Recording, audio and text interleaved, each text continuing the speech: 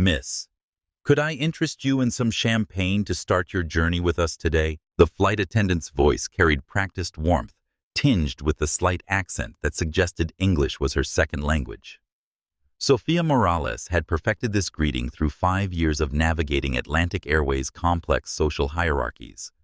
But something about the passenger in seat 1A made her pause. "Just sparkling water with lime, please." "Thank you, Sophia."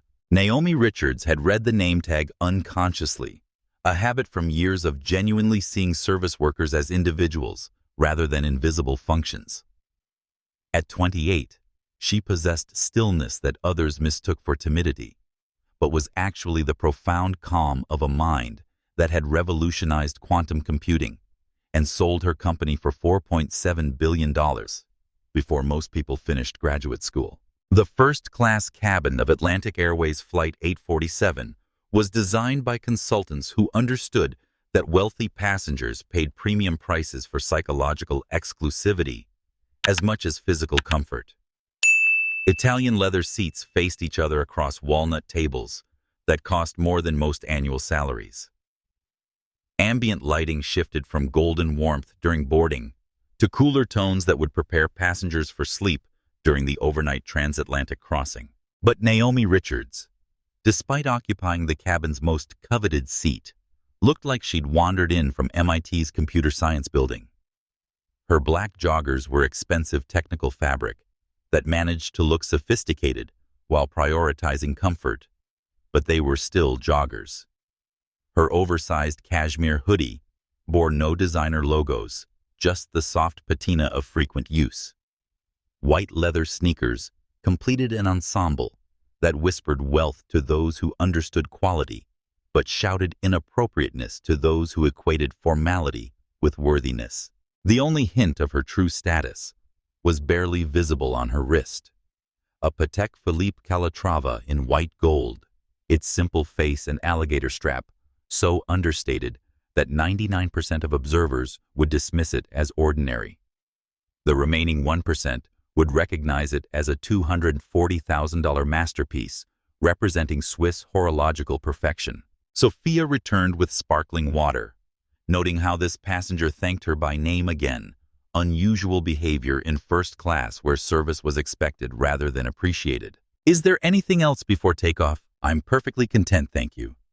Just need to finish these calculations." Naomi's tablet displayed quantum error correction algorithms that would look like alien mathematics to most observers. They were the foundation of technology now powering every major cloud platform on Earth. Technology she had developed, patented, and sold before disappearing into anonymous investing. Today, those equations served as cover. She was Naomi Richards' anonymous passenger, conducting personal audit of her largest investment. What nobody knew, not Sophia, not other passengers, certainly not the crew, was that Naomi owned 62% of Atlantic Airways through Meridian Capital. She had acquired the struggling airline 18 months ago, investing hundreds of millions in new aircraft and enhanced training. But she had never revealed her identity to management, never attended board meetings, never compromised the anonymity that allowed her to evaluate the company as an ordinary customer. Around her boarding continued with orchestrated efficiency. First-class passengers entered with entitled ease, each carrying themselves like minor royalty boarding private transportation. In seat 2A, Bradley Hartwell III wrestled with an oversized Louis Vuitton bag. At 58, he was pharmaceutical royalty, whose family fortune traced back to patent medicines in the 1890s. His round face grew redder as physics refused to accommodate his assumption that wealth exempted him from dimensional restrictions. "This is absolutely unconscionable," he muttered loudly enough for surrounding passengers to hear. "These compartments shrink every year while they pack us in like sardines and call it premium service."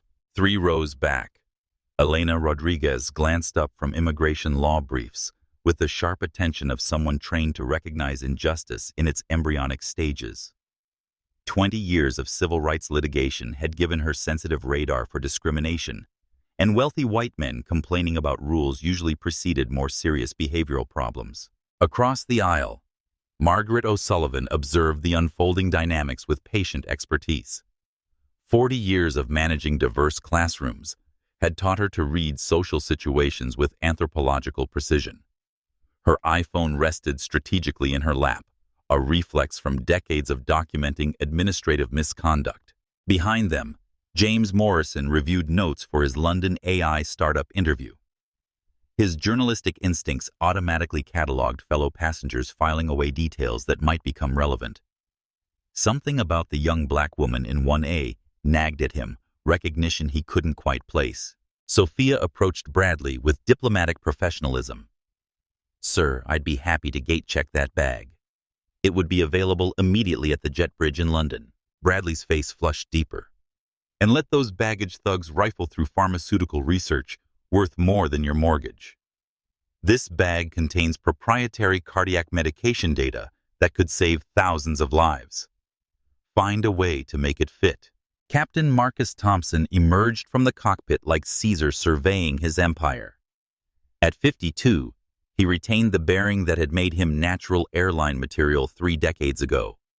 Tall, square-jawed silver temples suggesting experience rather than age. His uniform was museum quality, 4 gold stripes gleaming under precisely positioned lighting.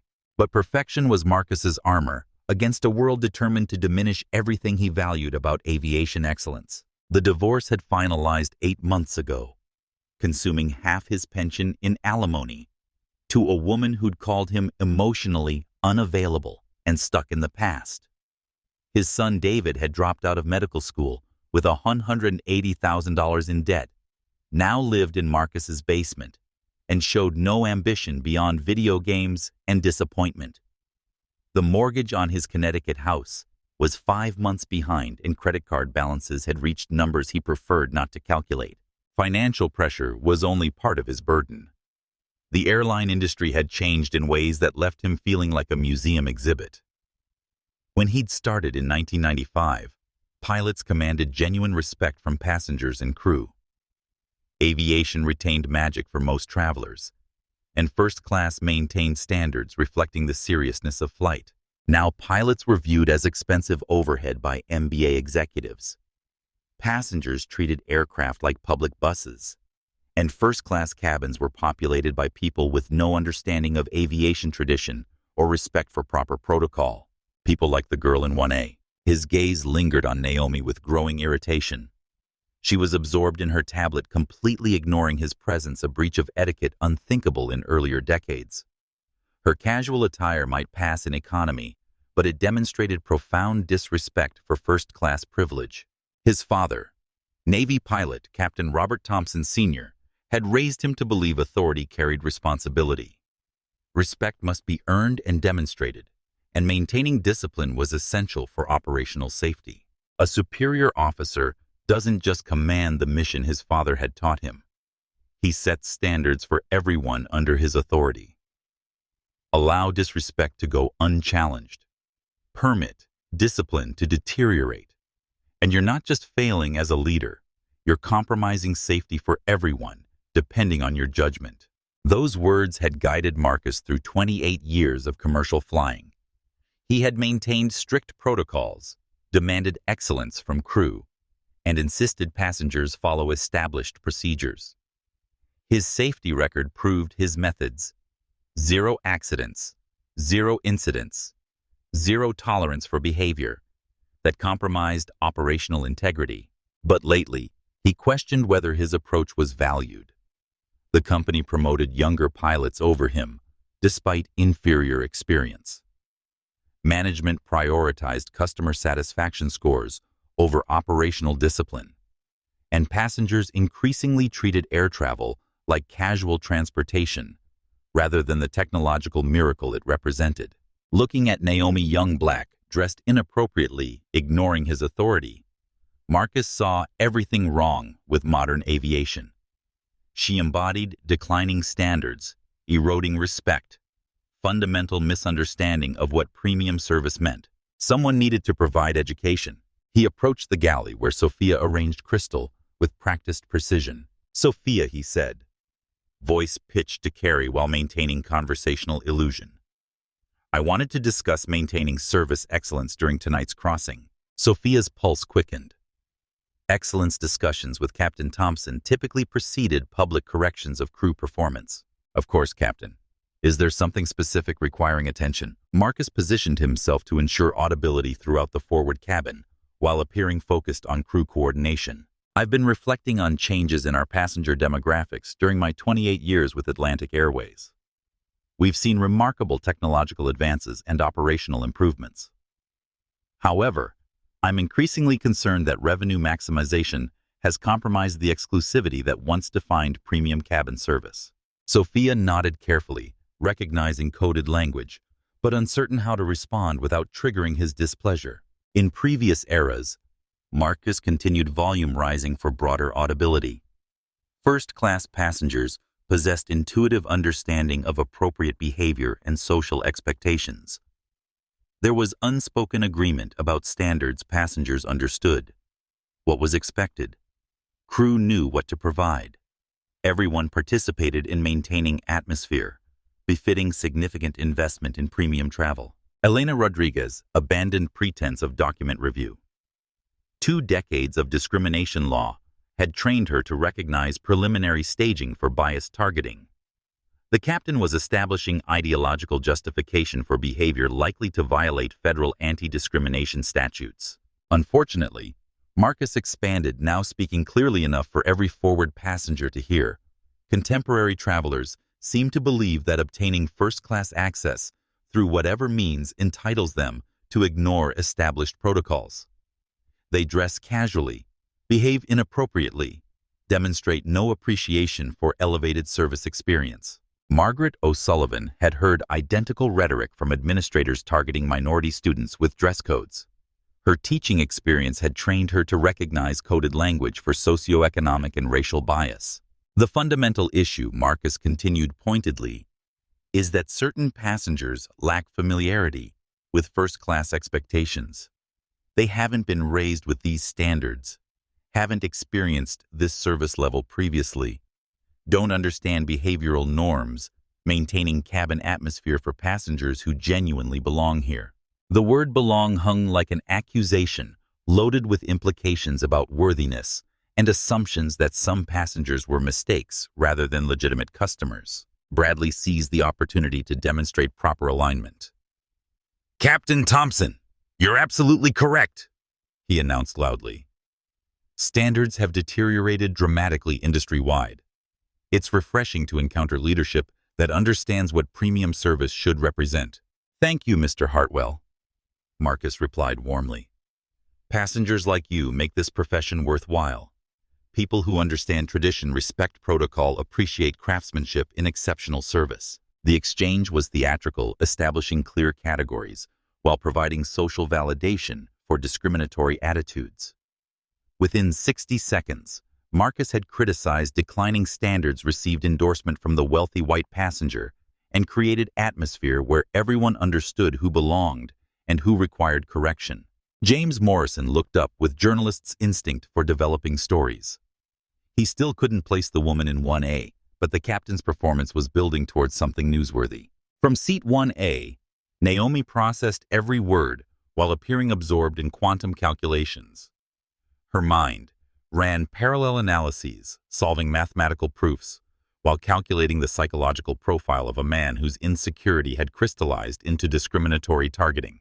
Rather than feeling threatened, she was curious how far his prejudice would take him.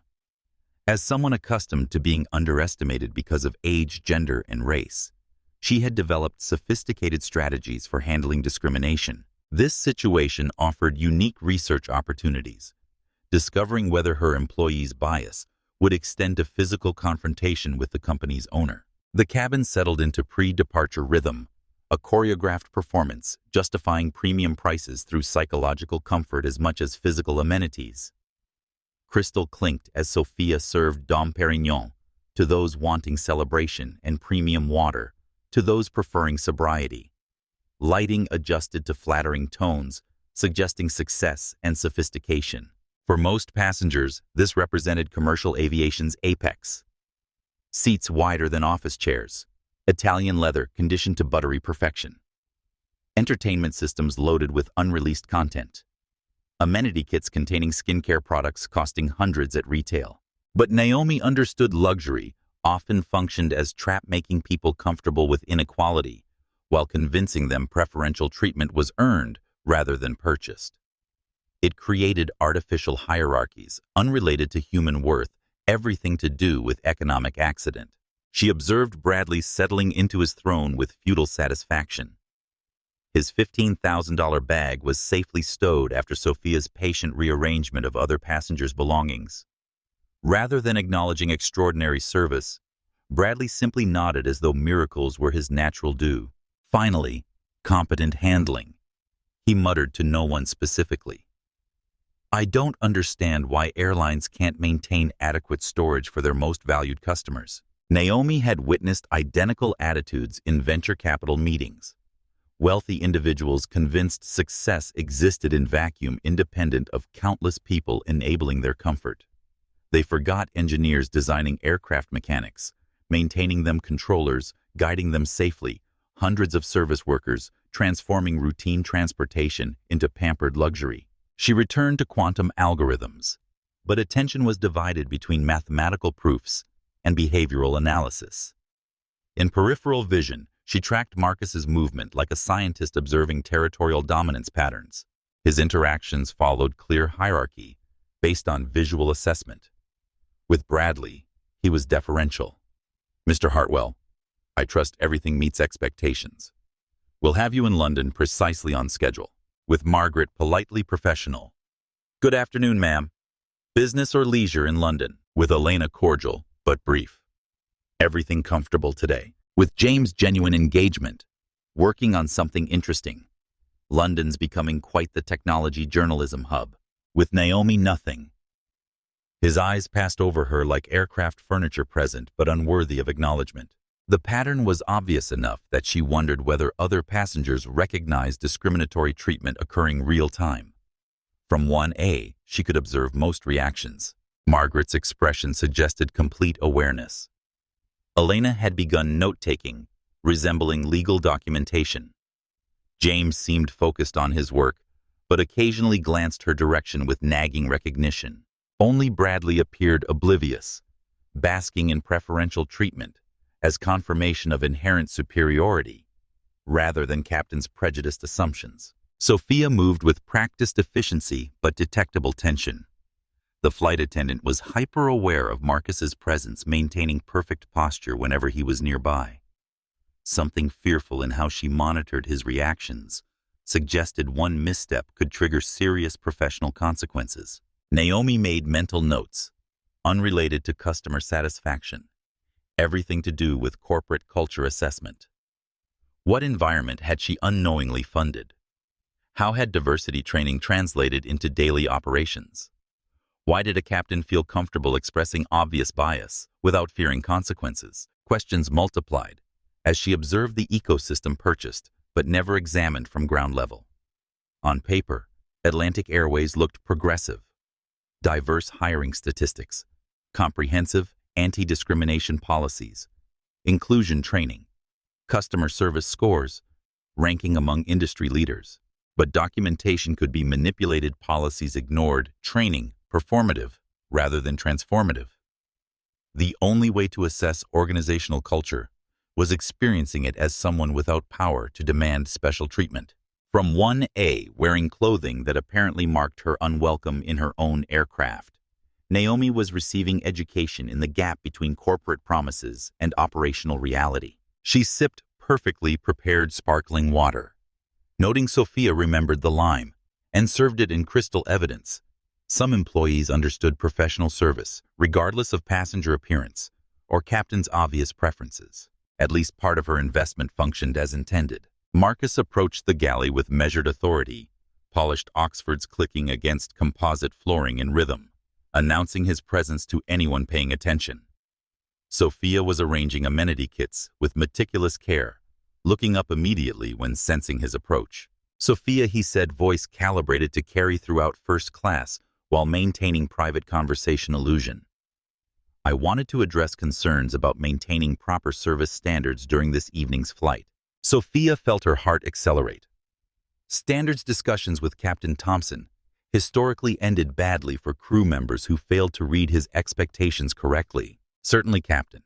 Is there something specific I should be aware of? Marcus angled himself for maximum voice projection to passengers most likely to appreciate his message. I've been contemplating our industry's evolution during my 28 years with Atlantic Airways. He began settling into lecture tone, suggesting the conversation wouldn't be brief. We've witnessed remarkable advances in technology and safety protocols. However, I'm increasingly concerned that focus on revenue maximization has compromised the exclusivity once defining premium cabin service. Sophia nodded politely, while her stomach developed familiar knots, accompanying Marcus's philosophical discussions about airline decline. In previous decades, he continued voice gaining volume and authority. First-class passengers possessed intuitive understanding of appropriate dress codes and behavioral expectations. There was unspoken agreement about standards passengers knew. Requirements. Crew understood delivery. Everyone participated in maintaining atmosphere, justified by premium pricing. 3 rows behind Elena Rodriguez had abandoned legal document pretense. As an attorney specializing in civil rights violations, she recognized preliminary staging for discriminatory targeting. The captain was establishing ideological foundation for behavior, likely violating federal anti-discrimination statutes. Unfortunately, Marcus expanded speaking loudly enough for clear cabin-wide audibility. Contemporary passengers seem convinced that purchasing first-class access or obtaining it through questionable means entitles them to ignore established protocols. They dress like they're attending college study sessions, behave inappropriately, demonstrate zero appreciation for elevated service experience they're receiving. Margaret O'Sullivan had heard identical arguments from administrators wanting to impose dress codes disproportionately targeting minority students. Teaching experience had trained her to recognize coded language for socioeconomic and racial bias. The core problem, Marcus continued with increasing pointedness, is that certain passengers lack familiarity with first-class behavioral norms. They haven't been raised with these standards, haven't experienced this service level, don't understand social requirements, maintaining cabin atmosphere for passengers who've genuinely earned their presence here. The word earned reverberated like an accusation loaded with implications about worthiness and assumptions that some passengers were charity cases rather than legitimate customers. Bradley Hartwell seized opportunity to demonstrate proper authority alignment.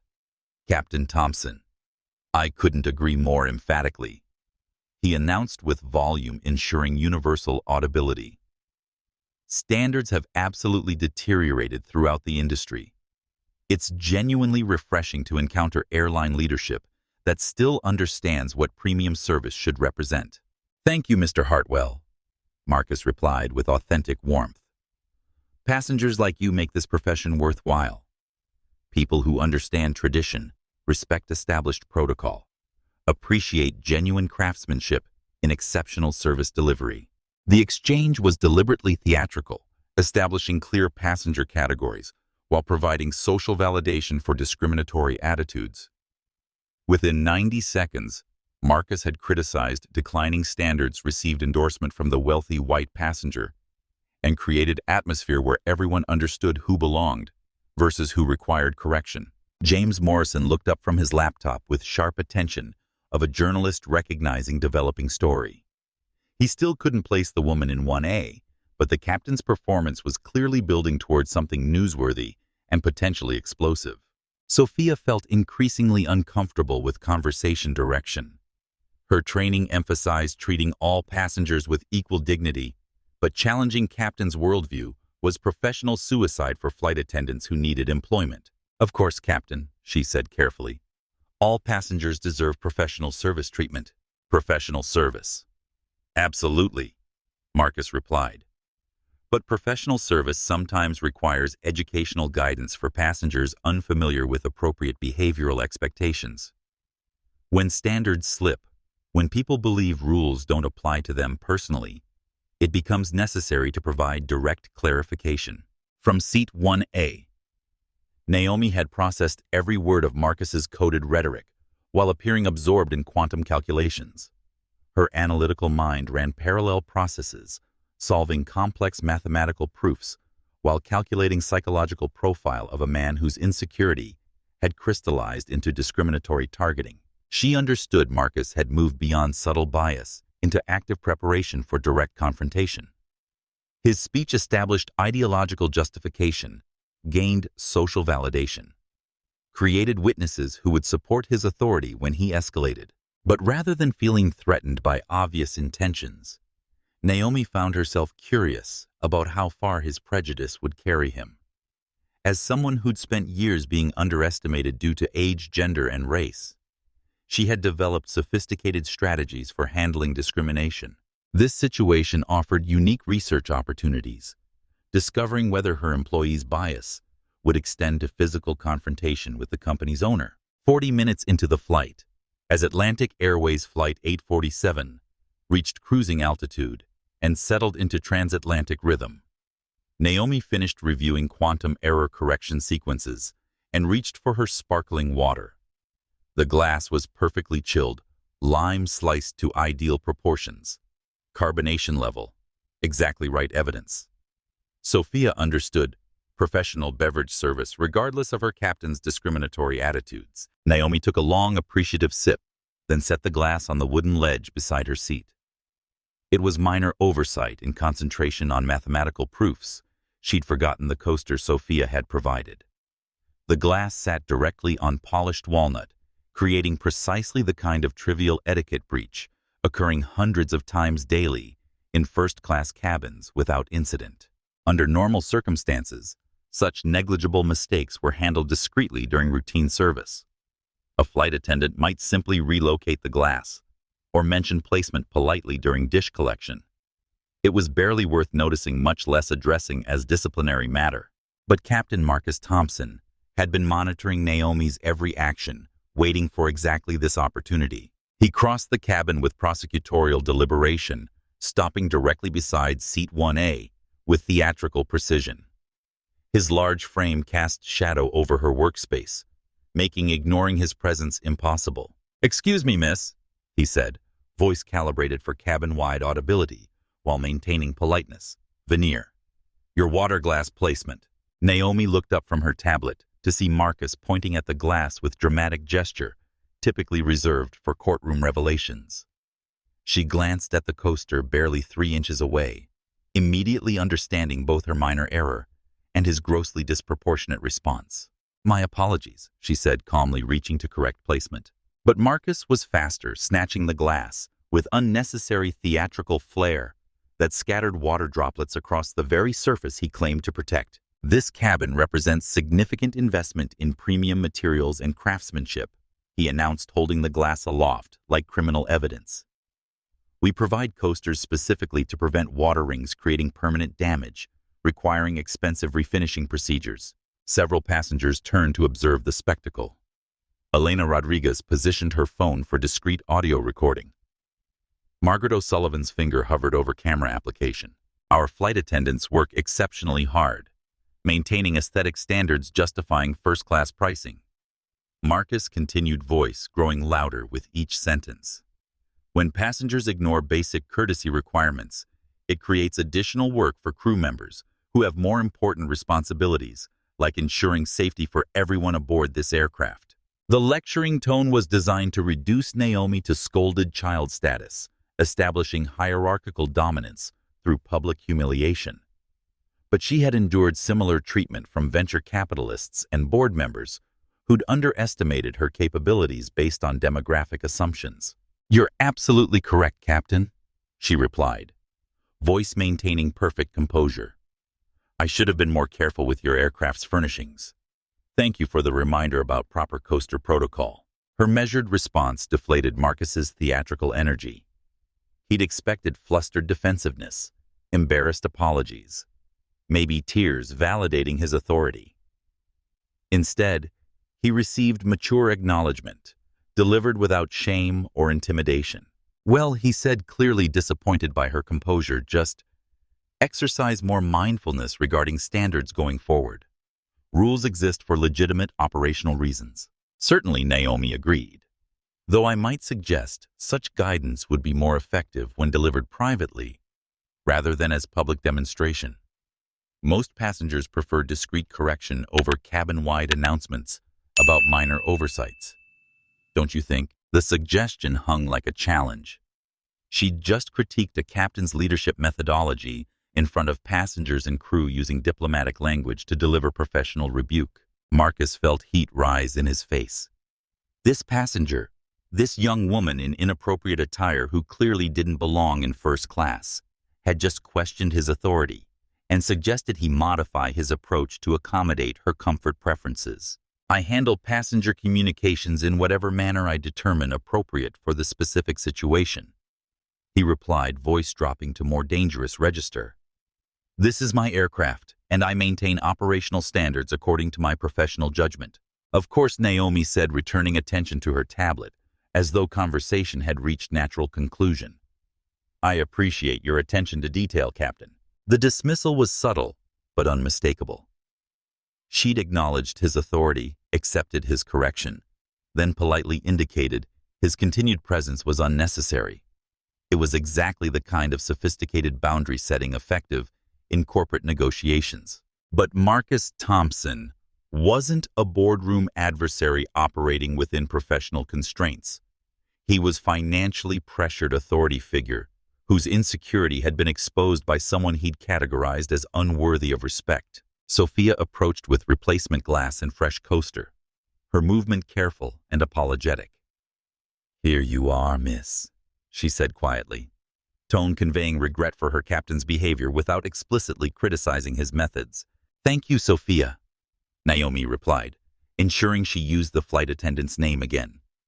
Your professionalism is genuinely appreciated throughout this flight. The compliment was innocuous on surface, but everyone within hearing understood the implication Sophia was demonstrating professionalism while her captain was not.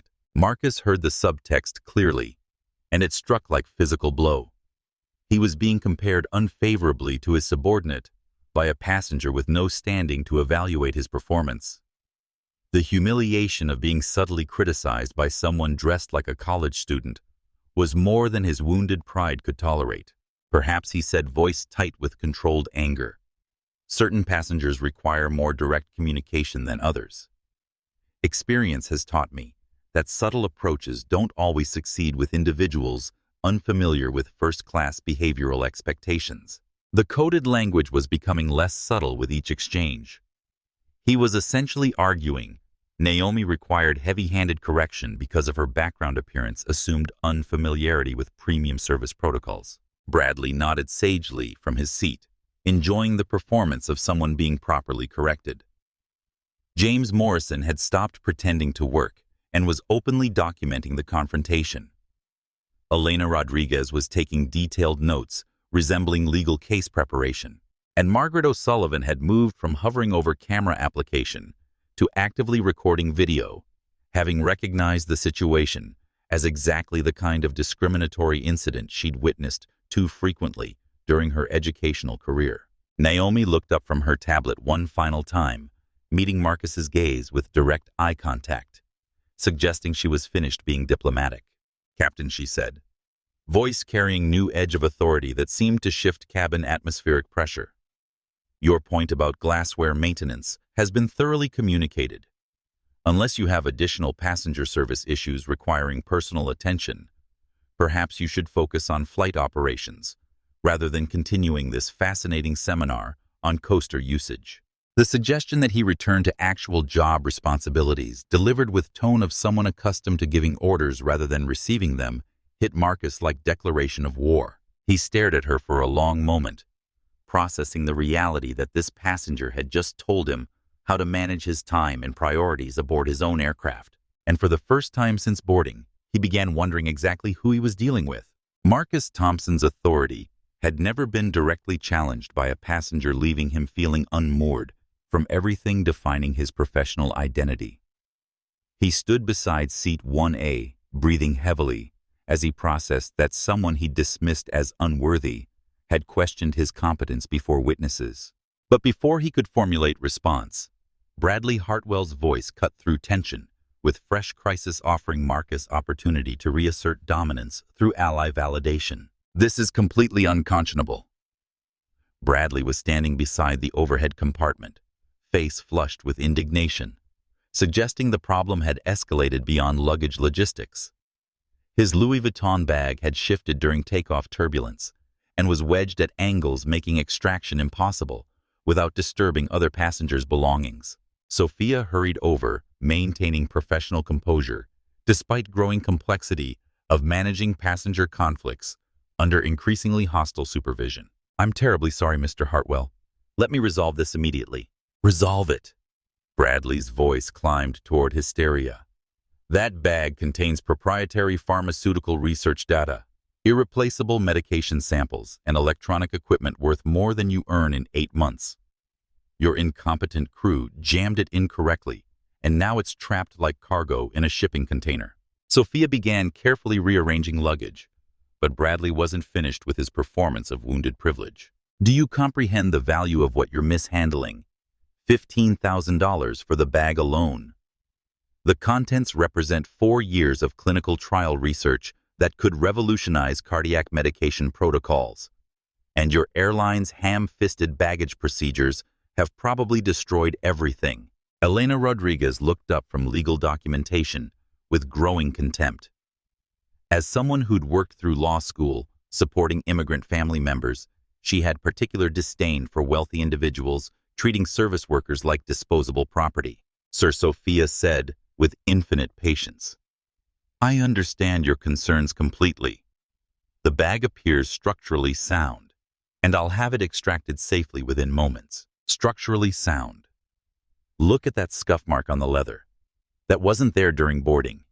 Your people have been treating my luggage like football equipment in a locker room. From seat 1A, Naomi observed the interaction with analytical focus developed during years managing difficult investors and entitled board members.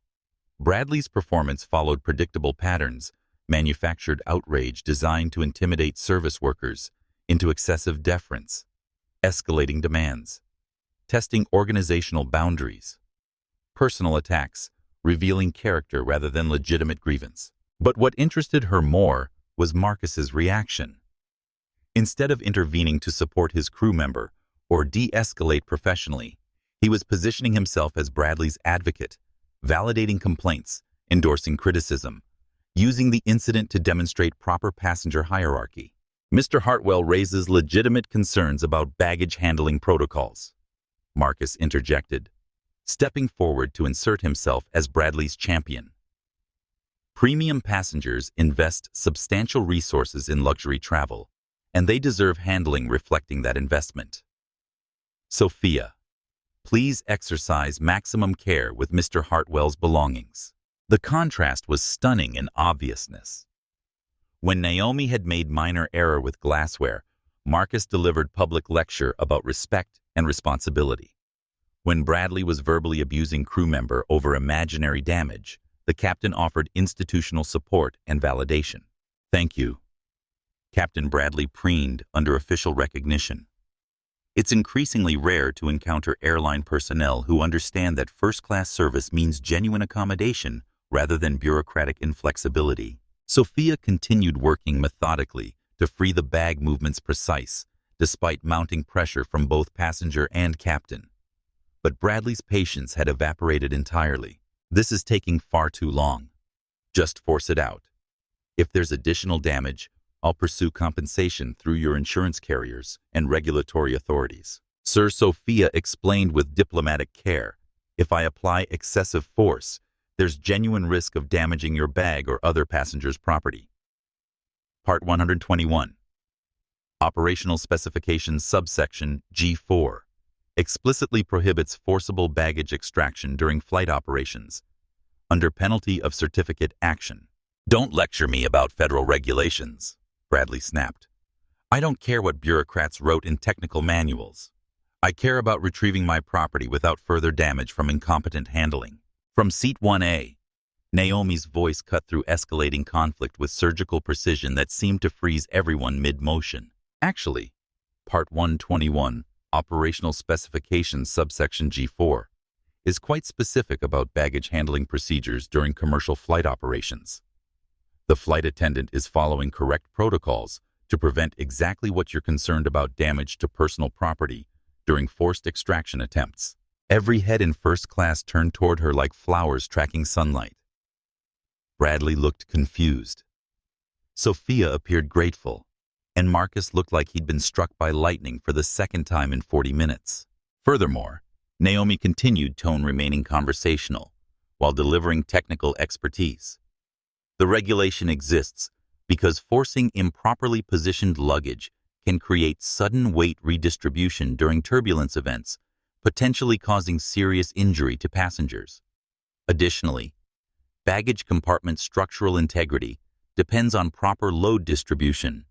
Forcing oversized items into inadequate spaces can compromise mounting bracket specifications, potentially leading to catastrophic compartment failure during severe turbulence. She paused, allowing technical precision to register. The flight attendant is protecting both property safety and passenger welfare through adherence to Federal Aviation Administration protocols that exist because physics doesn't negotiate with personal preferences. Bradley's mouth opened and closed without producing sound. He'd expected support from fellow first-class passengers, not detailed regulatory breakdown of why his demands were both wrong and potentially dangerous. Marcus felt the world shift beneath his feet again. The casual passenger in street clothes had just quoted specific Federal aviation specifications, with accuracy suggesting professional familiarity with commercial air transport regulations. She hadn't hesitated, hadn't guessed she had known exact regulatory sections and their practical applications. "How do you know Part 121 operational specifications?" Marcus asked, voice barely concealing growing alarm. Naomi looked up from her tablet with patient expression of someone explaining elementary concepts to slower students. "I've studied Title 14 of the Code of Federal Regulations." Chapter 1 addresses Federal Aviation Administration policies. Subchapter G covers air carrier operations, and Part 121 specifically covers operating requirements for domestic flag and supplemental operations. The silence that followed was absolute. She'd just demonstrated knowledge most passengers never encountered, technical expertise suggesting either professional involvement in aviation or unusually comprehensive understanding of federal transportation regulation. "You've studied the entire CFR Part 121, Marcus asked, using industry abbreviation most civilians wouldn't recognize. Among other regulatory frameworks, Naomi replied with same understated phrasing she'd used consistently. "I find that understanding complex operational systems improves decision-making about efficiency optimization and risk management across multiple industries." Bradley looked between Naomi and Marcus, like watching a tennis match conducted in advanced mathematics. Sophia had taken advantage of distraction to successfully extract his luggage, but nobody was paying attention to competent problem-solving anymore. James Morrison's head snapped up from laptop as recognition finally crystallized. The woman in 1A wasn't just familiar, she'd been featured on magazine covers before disappearing from public view. His fingers flew across keyboard, pulling up archived articles from technology publications. There it was. Forbes' 3-year-old cover story titled, "The Quantum Prophet: How Naomi Richards Built Revolutionary Algorithms and Vanished." The photograph showed slightly younger woman in Stanford sweatshirt, standing before whiteboards covered with complex mathematical equations, the same type of equations she was working on right now. Marcus stared at Naomi with mixture of confusion and mounting fear. Passengers didn't casually quote aviation specifications unless they had professional reasons to understand them. Her knowledge was too specific, too immediate, too comprehensive to result from casual interest.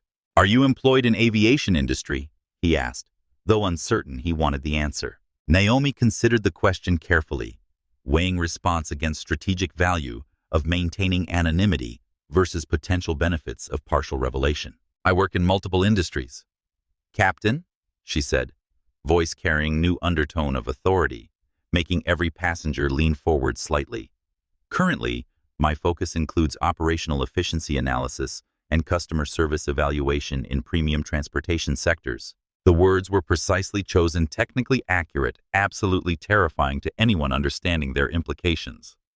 She'd just identified herself as someone who evaluated airline operations professionally: inspector, auditor, consultant, or worse, corporate executive conducting anonymous oversight.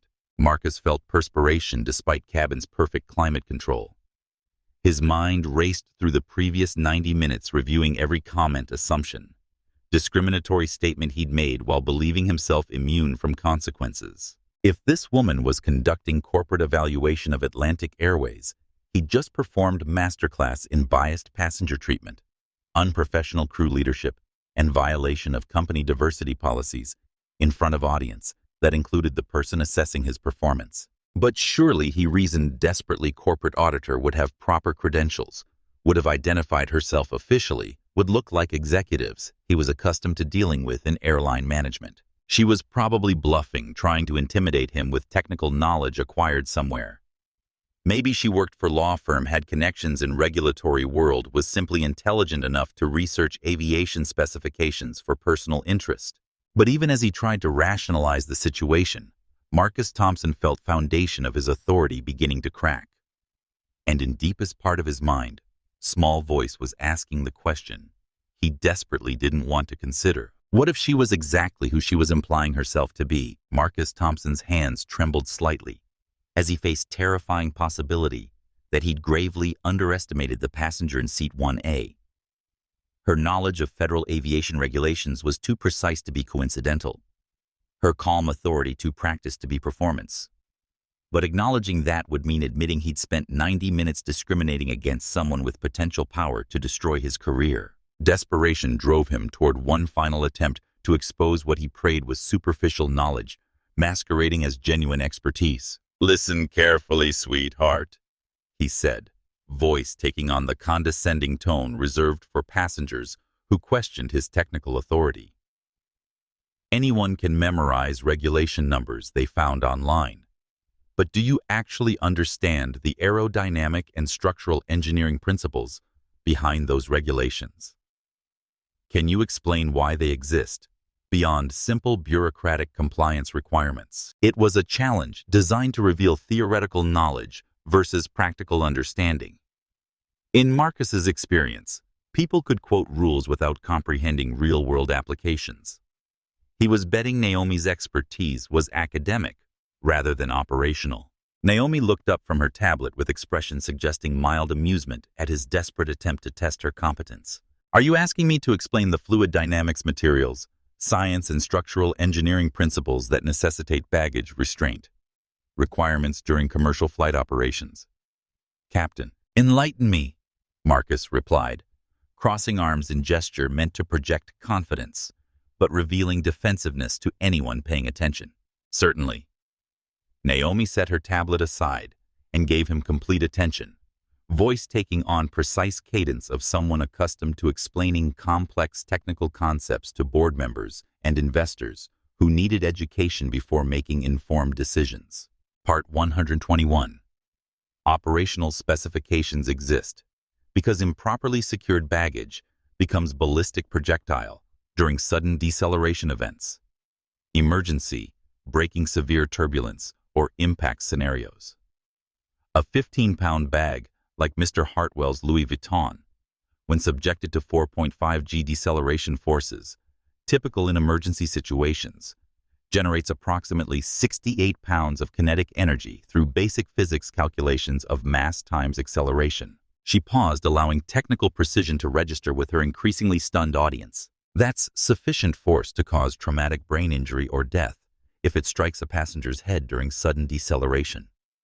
The regulation also addresses weight distribution parameters in overhead compartments to prevent structural stress on mounting brackets, which are engineered for specific load limits under various flight conditions according to materials science principles governing aluminum fatigue and stress concentration factors. Marcus felt his mouth go completely dry.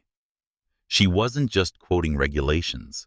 She was explaining the physics, engineering, and materials science behind them, with fluency of someone who understood aircraft structural design at fundamental levels.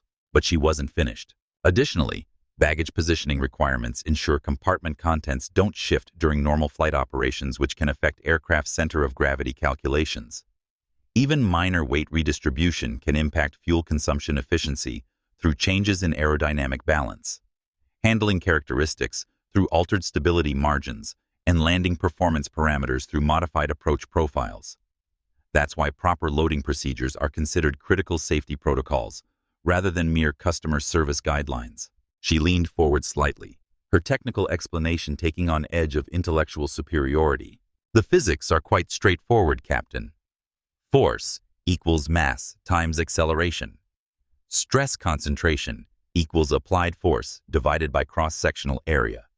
Center of gravity shift equals mass displacement times distance from reference datum.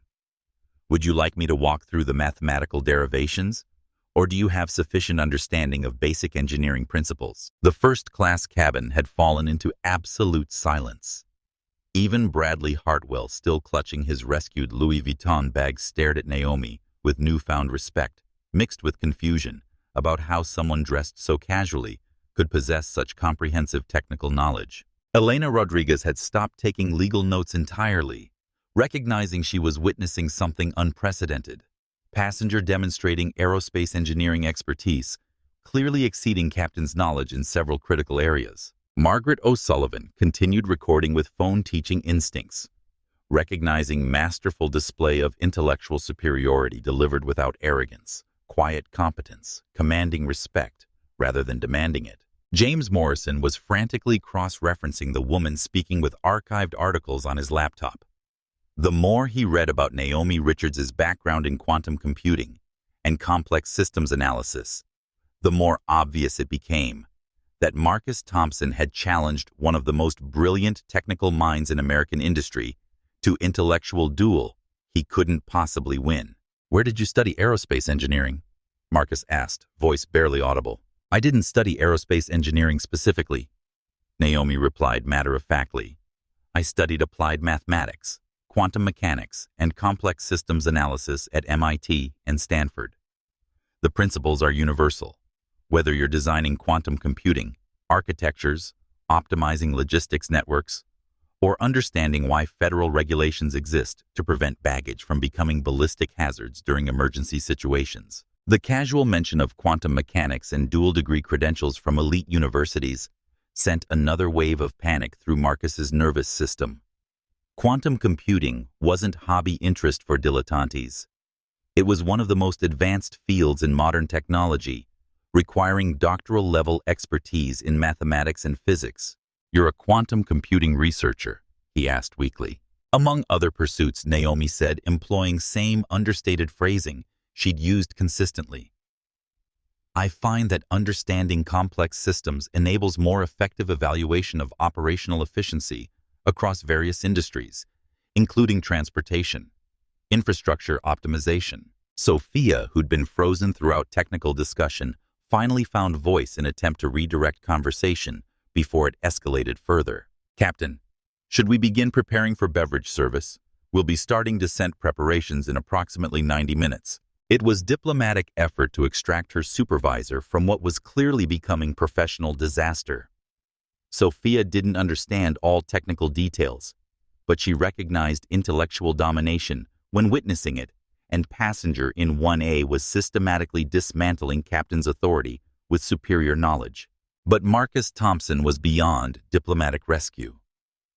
His professional pride, already wounded by financial stress and personal failures, had been publicly demolished by someone he dismissed as unworthy based solely on appearance and age. "Did you research all that technical information on your phone while we were talking?" he demanded, grasping for any explanation, preserving some fragment of dignity. Naomi's expression didn't change, but something shifted in her eyes. Coldness, suggesting he'd finally crossed from professional incompetence into personal insult. "No, Captain Thompson," she said, voice dropping to register, somehow managing to be both quiet and commanding.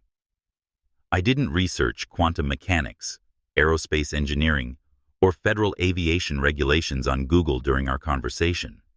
I understand them because I've spent years working at intersection of advanced technology, regulatory compliance, and operational optimization for organizations that depend on technical excellence rather than institutional intimidation. She stood up slowly, casual attire doing nothing to diminish authority, radiating from her intellectual presence. And I find it revealing that when confronted with expertise you didn't expect from someone who doesn't fit your demographic assumptions about first-class passengers.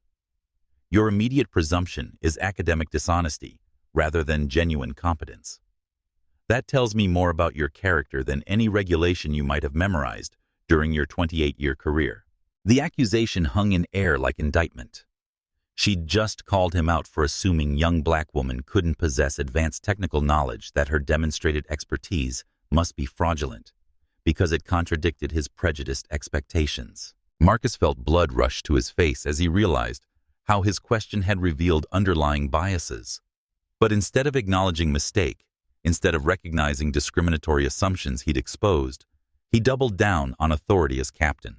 I don't appreciate being lectured about my own aircraft by some arrogant passenger who thinks reading technical manuals qualifies her as aviation expert, he said, voice rising loud enough to carry throughout cabin.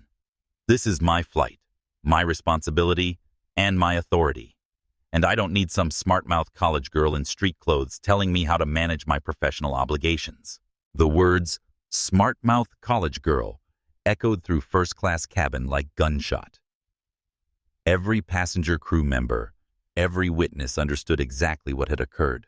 Captain Marcus Thompson had publicly dismissed demeaned and insulted passenger based on age, race, and gender, while she'd remained calm, professional, and demonstrably more knowledgeable than he was on technical matters relevant to his own profession. Naomi Richards looked at him for a long, measuring moment. Then she smiled, not with warmth or forgiveness, but with cold satisfaction of someone who'd just watched opponent destroy himself completely. "Thank you, Captain," she said quietly. That was extraordinarily illuminating. And in terrible silence that followed, Marcus Thompson finally began understanding that he hadn't just insulted passenger. He'd declared war on someone whose true identity and capabilities he couldn't imagine, and whose resources for retaliation were beyond his comprehension. Captain Marcus Thompson stood in first-class cabin center uniform, soaked with nervous perspiration.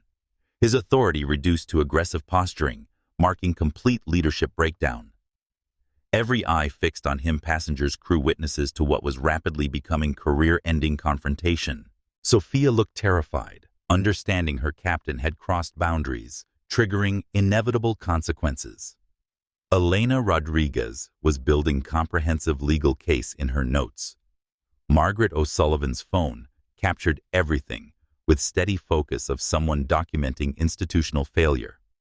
Bradley Hartwell pressed against his seat, finally recognizing that supporting Marcus's behavior had aligned him with obvious discrimination.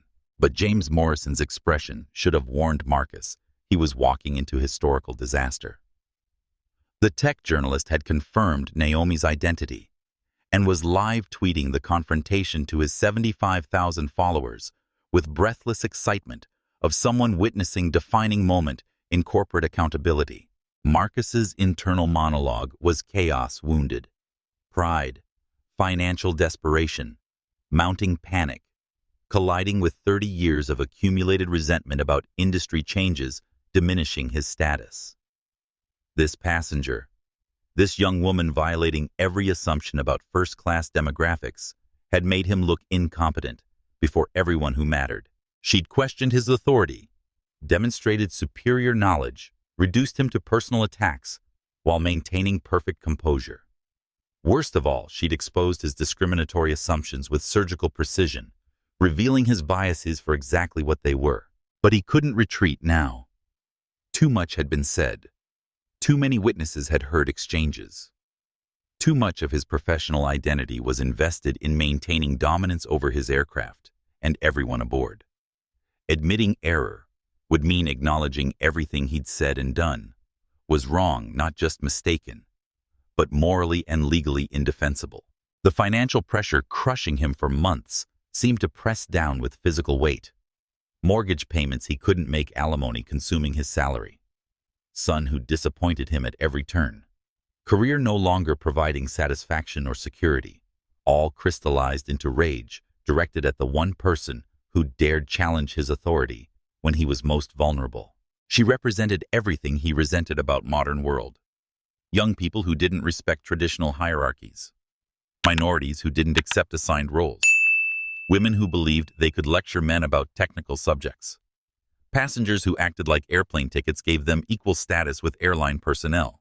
And she was sitting in his first-class cabin in the most expensive seat on his aircraft, dressed like college student, conducting herself like she owned the place. Marcus Thompson made his final decision, time to remind everyone exactly who held real power at 37,000 feet. Naomi observed Marcus's psychological breakdown with clinical detachment. She'd witnessed similar patterns in board meetings. Insecure authority figures, responding to intellectual challenges with increasingly desperate displays of dominance. The progression was predictable: initial posturing, escalating aggression, personal attacks, and finally, when all else failed, threats or violence. She could have de-escalated at multiple points: strategic retreat, diplomatic apology, private conversation about misunderstandings would have given Marcus face-saving exits from confrontation he'd initiated. But Naomi Richards hadn't built quantum computing empire by allowing bullies to maintain power through intimidation. And she hadn't invested hundreds of millions in Atlantic Airways to discover her company's culture enabled exactly the discrimination she'd thought she'd eliminated. This was her airline. This was her employee.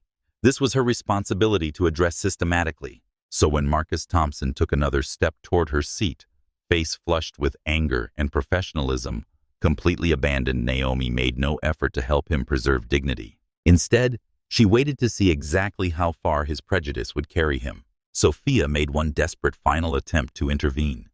"Captain," she said, voice trembling, but determined, "perhaps we should focus on flight operations. The first officer may need consultation on our approach into London." But Marcus was beyond hearing reasonable suggestions.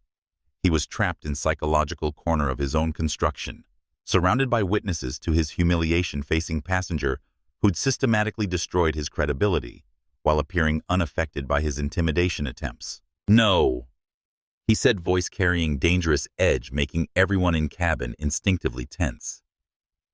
"I think it's time this passenger learned proper respect for legitimate authority figures." And with those words, Captain Marcus Thompson crossed final line between professional misconduct and criminal behavior. The moment stretched like held breath. Every passenger sensing something irreversible was about to shatter premium cabin civility. Captain Marcus Thompson loomed over Naomi's seat, face dark with accumulated rage and wounded masculinity.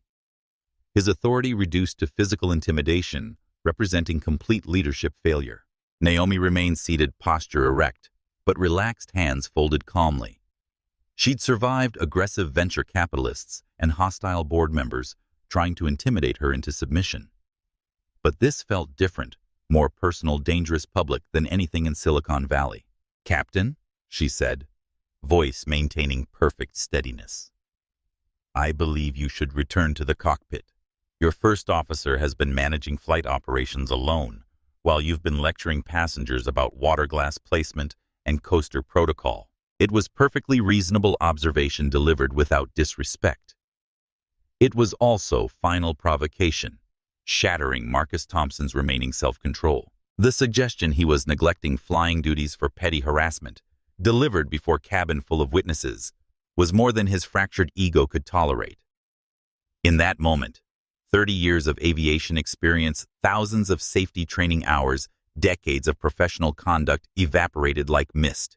Marcus Thompson raised his right hand, the one adorned with thick gold wedding ring from his failed marriage, and brought it across Naomi's face in vicious, open-handed slap, echoing through cabin like gunshot. The sound existed in slow motion, each microsecond stretching into eternity. The sharp crack of palm meeting cheek reverberated off aircraft's curved walls. Naomi's head snapped right, her carefully arranged hair whipping through air. Her tablet slid from her lap to floor with plastic clatter punctuating violence. For single stunning heartbeat, absolute silence filled cabin. The only sound was indifferent engine hum, mechanical and emotionless continuing work regardless of human drama. Sophia's hands flew to her mouth, stifling scream of horror. She'd witnessed passenger altercations before, but never violence initiated by captain. Never assault, violating every principle of aviation safety and customer service. Elena Rodriguez fumbled with phone legal training, overriding shock as she ensured audio and video recording was active. This was evidence, now documentation of multiple federal crimes committed at altitude before 12 witnesses. Margaret O'Sullivan's camera captured everything with steady hands of someone whose teaching career had prepared her for crisis documentation. The wind-up impact, immediate aftermath, all preserved in high-definition clarity, becoming evidence in criminal proceedings. Bradley. Hartwell pressed against his seat, trying to disappear.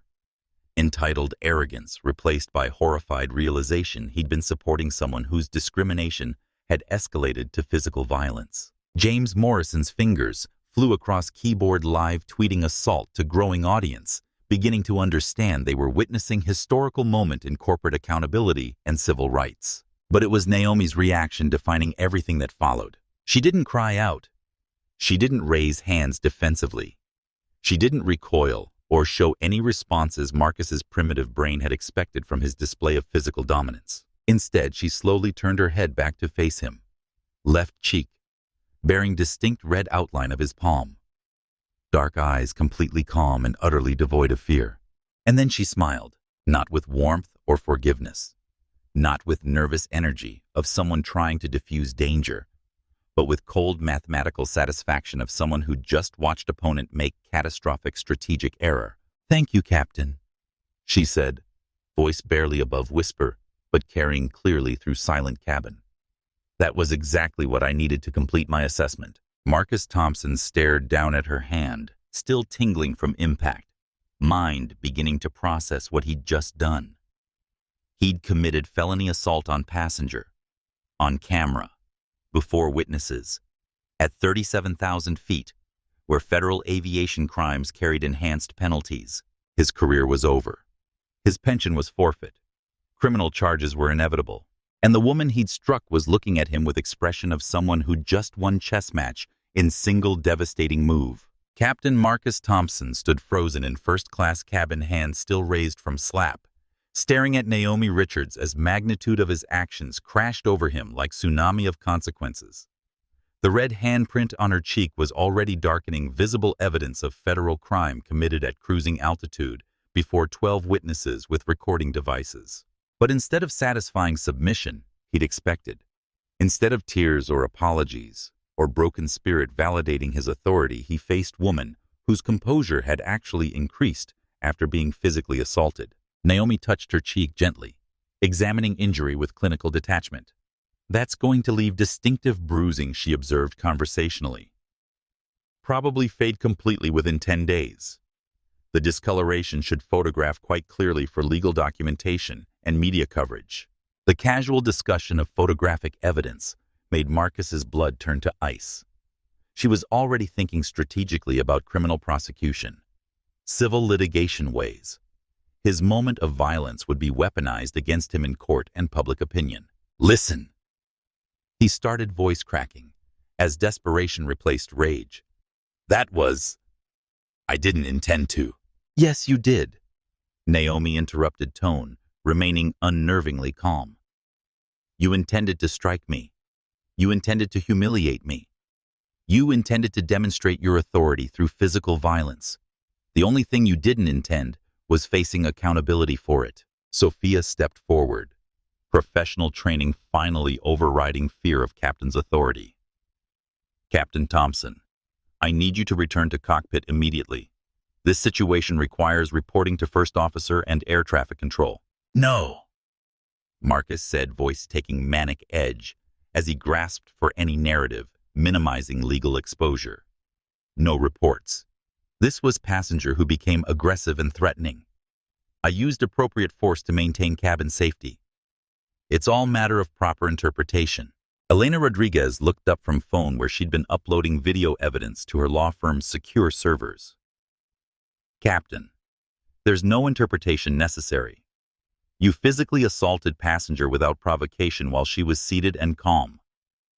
I have comprehensive documentation, audio recordings, 12 witnesses. This isn't matter of interpretation. It's documented criminal behavior." She was disrupting the flight. Marcus protested story, becoming more desperate with each word. Challenging my authority, refusing crew instructions, creating disturbances among other passengers. Margaret O'Sullivan's voice cut through his fabrications with authority of someone who'd spent 40 years dealing with administrative lies and institutional cover-ups. Captain, I have recorded this entire interaction from beginning to end. The passenger was completely cooperative and professional. She followed every instruction, apologized for minor oversights, demonstrated remarkable patience with your increasingly aggressive behavior. You escalated through discriminatory targeting, and you struck her without any justification whatsoever. James Morrison looked up from laptop where his Twitter thread about assault was approaching viral status. Captain Thompson, I'm journalist with Tech Today. This incident is being reported real-time across social media platforms. Major news outlets are already picking up story. Atlantic Airways stock is going to collapse when markets open tomorrow.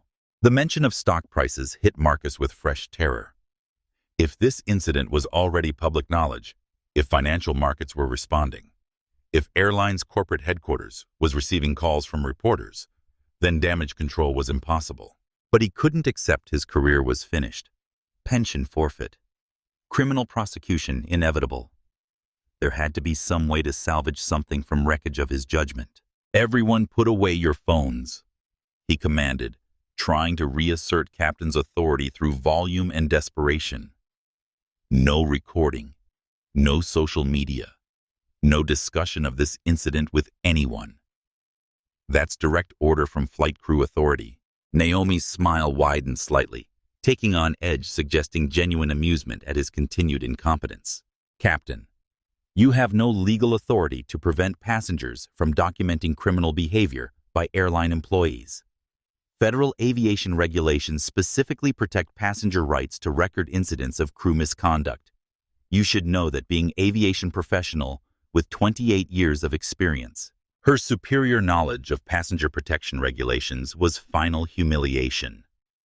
Even after assaulting her, she possessed better understanding of legal framework governing his prosecution than he did. Sophia made last attempt to extract her supervisor from complete professional destruction. Captain, please return to cockpit. Let me handle passenger services according to proper protocols. We can file appropriate reports when we land and allow proper authorities to investigate everything thoroughly. But Marcus Thompson was beyond rational decision-making. Faced with collapse of everything he'd worked for, confronted by a passenger who seemed to understand aviation law better than he did, surrounded by witnesses broadcasting his downfall to world, he made one final catastrophic attempt to regain control. That's it, he announced, voice echoing through cabin with manic authority. This passenger is being removed from my aircraft for security threats, disruptive behavior, interference with crew operations. Sophia, prepare emergency landing protocols. We're diverting to remove this individual immediately. The silence that followed was deafening. Every passenger stared at him with expressions ranging from disbelief to horror to pity for someone whose judgment had failed completely. It was Naomi who finally broke silence, voice carrying note of genuine surprise, mixed with something sounding almost like satisfaction. You want to execute emergency landing to remove passenger you just physically assaulted. The one who was sitting quietly when you attacked her. The one who's been completely cooperative, despite your discriminatory harassment. Yes, Marcus said, committing fully to his final disastrous decision. Emergency diversion. Passenger removal security report filed under federal protocols. This person is not continuing on my aircraft. Naomi stood up slowly, gathering tablet and small backpack with unhurried dignity. As she moved toward cabin door, she paused beside Sophia to speak quietly. Thank you for maintaining professionalism throughout this situation. Your conduct has been exemplary under difficult circumstances, and it will be remembered appropriately. Then she turned back to Marcus one final time, voice clear enough for every passenger to hear. Captain Thompson, this has been extremely educational. I've learned more about my airline's operational culture and management effectiveness tonight than in 18 months of quarterly reports and board presentations. You can expect this experience will have significant impact on corporate policy and personnel decisions going forward. The phrasing was odd, too specific, too informed, too proprietary for random passenger. Marcus felt chill of recognition he couldn't identify. "What do you mean your airline?" he asked. But Naomi Richards was already walking toward aircraft door, leaving behind first-class cabin in chaos, and captain who'd just destroyed his career by physically assaulting the secret owner of the company that employed him. Terminal 5 at Heathrow Airport maintained its late evening bustle, but the private lounge where Naomi Richards sat was an oasis of controlled luxury designed for travelers whose wealth insulated them from ordinary inconveniences. She occupied corner booth with bag of ice pressed against swollen cheek tablet, displaying encrypted communication interface few people on Earth knew existed. The face on her screen belonged to David Mitchell, senior partner at Steinberg Mitchell & Associates, Manhattan's most powerful and discreet law firm. At 6:23 p.m. New York time, he remained in his corner office, wearing the same $8,000 Savile Row suit he'd put on 14 hours earlier, looking sharp and dangerous as surgical scalpel. "Jesus Christ, Naomi," he said, studying bruising on her face through ultra-high-definition video connection. "Are you seriously injured? Do you require immediate medical attention? I can have trauma team at Heathrow within 15 minutes. "The physical injury is superficial, David," she replied, voice carrying same unsettling composure that had unnerved Marcus Thompson. "But the institutional implications are profound. This isn't about one pilot's anger management problems. This represents complete failure of corporate culture I invested in transforming." David Mitchell had practiced law for 38 years, handling everything from hostile corporate takeovers to international criminal defense. But he'd never encountered client quite like Naomi Richards. She approached legal strategy with same systematic precision she'd used to revolutionize quantum computing, analyzing problems as interconnected systems, requiring comprehensive solutions. "Walk me through exactly what occurred," he said, opening leather portfolio for detailed notes. "I need every detail, every witness, every piece of evidence we can document." Naomi spent 25 minutes providing clinical breakdown of evening's events, from Marcus Thompson's initial discriminatory speech to final assault. She spoke without emotion, analytical mind reducing traumatic experience to data points and evidentiary categories.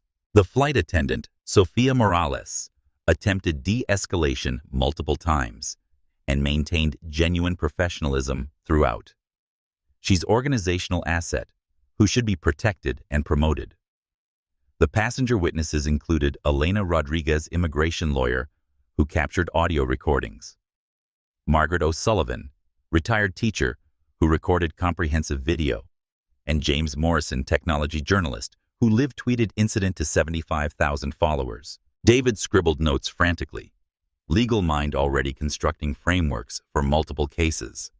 This constitutes criminal assault, federal civil rights violations, workplace harassment, corporate negligence, and approximately 8 other charges I can identify immediately. But Naomi, I need to ask obvious question. Why didn't you identify yourself as company owner? Naomi touched bruised cheek, gingerly wincing slightly at tender swelling. Because I learned more about Atlantic Airways' actual operational culture in 3 hours than I'd discovered in 18 months of diversity reports and inclusion assessments. Thompson felt comfortable expressing obvious racial bias because he believed there would be no meaningful consequences. That indicates problem is institutional, not individual. She leaned closer to camera, expression intensifying with focus that had made her billionaire before 30. "David, I want you to activate Meridian Protocol immediately. Full emergency shareholder action under Clause 19C of our acquisition agreement. I'm invoking complete operational oversight pending comprehensive cultural reconstruction." David's expensive fountain pen stopped moving across legal pad. Meridian Protocol was nuclear option provision they'd carefully constructed during Atlantic Airways acquisition, giving Naomi unprecedented power to freeze executive authority in cases of gross operational failure. It had never been used partly because circumstances had never warranted such extreme measures, and partly because consequences would be industry transforming. Naomi. If we trigger 19C, we're not just terminating Thompson. We're placing entire executive team under legal review, freezing all major operational decisions, essentially announcing to world that Atlantic Airways is under new management. Stock prices will crater, media attention will be intense. Every aspect of your personal privacy will be permanently compromised. My privacy was compromised the moment one of my employees felt comfortable slapping me across face, she replied with cold precision. And if stock prices reflect true value of company enabling systematic discrimination, then financial markets are functioning properly. David nodded, recognizing tone indicating his client had moved from analysis to execution. When Naomi Richards decided something required fixing, she applied overwhelming resources with surgical accuracy. What are your specific operational instructions? Emergency board meeting tomorrow morning, 9:00 a.m. London time. I want every Atlantic Airways executive in virtual attendance: CEO Richard Blackwood, Chief Operating Officer Patricia Williams, Human Resources Director Michael Torres, complete senior management team. She paused, mind calculating most effective sequence of revelations for maximum impact. Don't inform them who they're meeting with. Simply state, majority shareholder is invoking emergency oversight and attendance is mandatory under employment contract terms. I want to observe their faces when they realize who has been evaluating their performance. And Thompson's fate. Marcus Thompson faces federal criminal prosecution for assault civil rights violations, creation of hostile work environment, terminate his employment immediately for cause, forfeit his pension under gross misconduct, provisions ensure his pilot's license undergoes FAA review within 24 hours. David was documenting instructions as rapidly as he could write, mind already racing ahead to logistical challenges of coordinating corporate takeover from London while building multiple criminal cases simultaneously. I'll need witness statements from all passengers, copies of video and audio recordings, medical documentation of your injuries, comprehensive investigation of Thompson's employment history. If this represents pattern of discriminatory behavior, we need evidence of corporate negligence in retaining him. Already coordinated, Naomi said, holding up phone showing detailed checklist. Elena Rodriguez and Margaret O'Sullivan have agreed to provide testimony and evidence. James Morrison's article will be published in tomorrow's Tech Today with complete documentation. Medical evaluation is scheduled at Harley Street Clinic immediately after this call. David shook his head in admiration. Even while sitting in airport lounge with facial bruising, Naomi was orchestrating comprehensive legal and corporate response with efficiency that had made her one of youngest billionaires in American history. One additional element, she continued clicking to financial analysis, making several participants wince visibly. I want complete audit of Atlantic Airways discrimination complaint and disciplinary records for past 5 years.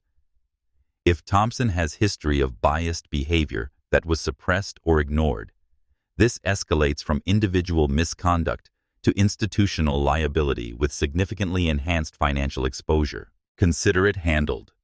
Naomi, are you prepared for what happens next? Once we execute this protocol, there's no return to anonymous ownership. You'll be in public spotlight managing media attention, facing scrutiny from competitors, regulators, activists. Naomi touched swollen cheek one more time, feeling physical reminder of violence representing something far more significant than one man's loss of control. David, I spent years building technology, powering half the internet, then tried to disappear into anonymous investment strategies. Tonight I learned that avoiding responsibility doesn't eliminate it. It allows problems to metastasize in darkness. She closed tablet and prepared to face consequences of revealing her identity to world. It's time to step back into light and use visibility as weapon. Richard Blackwood had built reputation on crisis management excellence. During 15 years as CEO of Atlantic Airways, he'd navigated fuel price volatility, union strikes, regulatory changes, 2 major economic recessions, with strategic thinking and calm execution. His Kensington penthouse was monument to success at transforming problems into opportunities. But phone call shattering his sleep at 3:47 a.m. London time was unlike any crisis he'd previously managed. Richard, we have catastrophic situation. Patricia Williams, his chief operating officer, sounded like she hadn't slept in days. You need to get to headquarters immediately. We're facing what could be company-ending exposure. Richard sat up in custom Italian bed mind, instantly alert despite pre-dawn hour. What kind of exposure? Aircraft incident, security breach, regulatory violation, criminal assault by one of our captains, passenger beating, multiple federal violations, viral video evidence, stock futures trading down 28% on Asian markets. Patricia's voice was professional, but strained, carrying undertones of panic she was struggling to control. Which Captain Richard was already moving toward walk-in closet, selecting charcoal Armani suit that had become his uniform for managing corporate emergencies. Marcus Thompson, Flight 847 to Heathrow. Apparently, he physically struck first-class passenger during what witnesses describe as racially motivated harassment. Multiple recordings, social media explosion, federal investigators already involved. Richard, it's worse than anything we've dealt with. Richard's mind raced through damage control scenarios as he knotted Hermes tie with practiced efficiency. Pilot misconduct was serious, but manageable through standard crisis protocols. Quick termination, comprehensive apology, generous settlement with victim-enhanced training announcements. All familiar procedures he'd executed successfully. Have we terminated Thompson's employment? Legal department says we cannot fire him until internal investigation concludes. Union is already threatening grievance procedures if we act precipitously. And Richard, there's something else. The majority shareholder is invoking emergency oversight provisions. We've been ordered to report for emergency board meeting at 9:30 a.m. That information stopped Richard completely. During 2 years working with Meridian Capital investment firm that had acquired 62% of Atlantic Airways, he'd never dealt with anyone beyond their legal representatives. Anonymous ownership structure had been ideal for his leadership-style capital injection, without operational interference, financial backing, without micromanagement. What emergency provisions? I don't recall agreements about shareholder intervention in operational matters. Clause 19C in original acquisition documents. I had legal pull complete files. Apparently, if majority shareholder determines there's been gross operational failure, endangering corporate integrity, or stakeholder safety, they can freeze executive authority, pending comprehensive review. Richard felt stomach drop toward expensive shoes. He'd signed hundreds of pages of legal documentation during Meridian acquisition, trusting attorneys to manage fine print, while he focused on operational integration. Possibility that buried somewhere in those contracts was language giving anonymous investors power to override his authority had never seriously occurred to him. Who invoked these provisions? That's the problem, we don't know. Communication came through Steinberg Mitchell and Associates, same law firm that handled our acquisition. They're refusing to identify principal, just stating attendance is mandatory, and majority shareholder will participate directly. Richard's private car was waiting in underground garage, and he settled into leather seats while processing implications. Anonymous shareholders didn't emerge from hiding unless something had gone catastrophically wrong. If they were invoking emergency powers, they considered Thompson incident existential threat to their investment. What's media coverage looking like? He asked as driver navigated through empty London streets. Apocalyptic. The passenger who was assaulted, Naomi Richards. She's apparently some kind of technology industry celebrity. Forbes featured her 3 years ago before she disappeared from public view. The video is everywhere. Twitter, Instagram, TikTok, major television networks. Hashtag Atlantic Air. Assault is trending globally. The name Naomi Richards triggered vague recognition Richard couldn't place. Technology industry. Forbes coverage significant enough profile to generate international media attention when assaulted by airline personnel. But he was juggling too many crisis elements to focus on passenger identification. Have we initiated settlement negotiations? Medical expenses. Compensation. Discussions. Our legal team attempted contact through standard passenger services protocols, but her representatives directed all communication through Steinberg, Mitchell and Associates. Richard, she's represented by most expensive law firm in Manhattan. They don't handle simple passenger complaint cases. Richard experienced another chill of recognition. Steinberg, Mitchell and Associates was same firm representing Meridian Capital. Either this was enormous coincidence, or there were connections he didn't understand yet. His secure phone buzzed with encrypted message from corporate security media crews assembling outside headquarters. Protest organizers mobilizing. Stock down 31% in pre-market trading. Recommend alternative entrance protocols. 31% overnight. From one pilot's moment of violence. Richard had witnessed airlines destroyed by lesser scandals. United's passenger dragging catastrophe. Americans' racial discrimination settlements. Southwest's operational meltdowns. Any had caused permanent damage to corporate reputations and stock valuations. But this felt different. More coordinated, comprehensive, like precision strike, designed to expose maximum corporate vulnerability with surgical efficiency. His phone rang again. Caller ID showed David Mitchell, senior partner at law firm, that had been his anonymous investor's voice for 24 months. Mr. Blackwood Mitchell's tone was formal, distant, completely unlike their previous collegial conversations. I trust you're prepared for this morning's meeting. Mr. Mitchell, I believe we should discuss crisis management strategies immediately. Thompson incident is serious, but with proper handling and adequate resources. Mr. Blackwood Mitchell interrupted with courtroom precision. You misunderstand nature of this morning's meeting. We're not discussing crisis management. We're addressing systematic failure, corporate negligence, complete breakdown of operational oversight that enabled this incident to occur. The language was different, more aggressive, accusatory, like prosecutor building case than business partner offering support. I'm not sure I understand.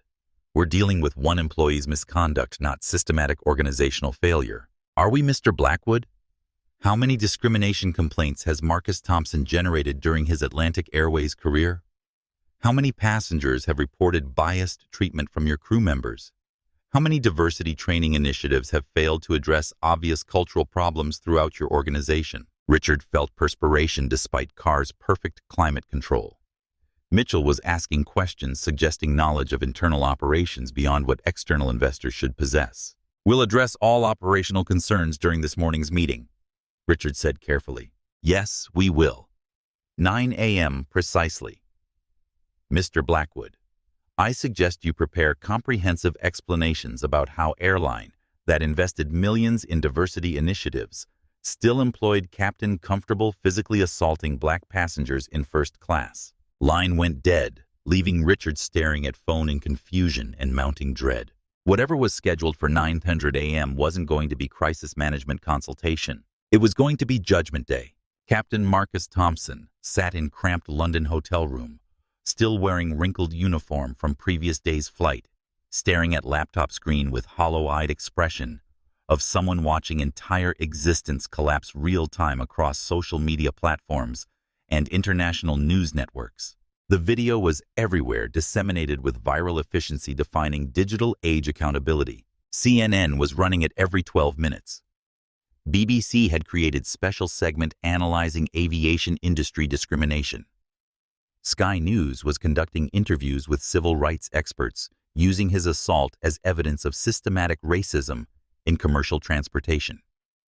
Even local American affiliates were broadcasting footage sound of his hand striking Naomi's face, echoing through television speakers across 2 continents. But commentary was destroying him with surgical precision. Disturbing footage shows Atlantic Airways. Captain Marcus Thompson physically assaulting passenger Naomi Richards during what witnesses describe as unprovoked racial targeting. The victim, identified as technology entrepreneur and billionaire Naomi Richards, maintained remarkable composure throughout escalating harassment. Multiple passengers recorded confrontation, which began when Thompson singled out Richards for what he termed declining standards in first-class service. Every news report portrayed him as monster, Every analysis focused on racial dynamics. Every legal expert appearing on television mentioned federal hate crime charges, enhanced penalties for aviation-related crimes, likelihood of both criminal prosecution and massive civil liability. His phone had been ringing constantly since 2:00 a.m. Reporters, former colleagues, union representatives, attorneys offering services, creditors who'd seen coverage, and were concerned about his ability to meet financial obligations.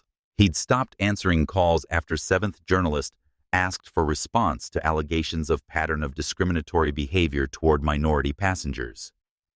Pattern. What pattern?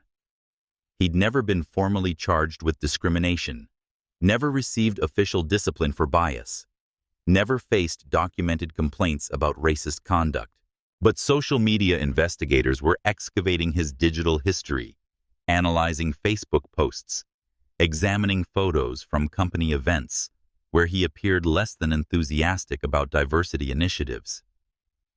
Twitter detectives were connecting dots that didn't exist, building narratives about systematic prejudice from fragments of ordinary social media activity.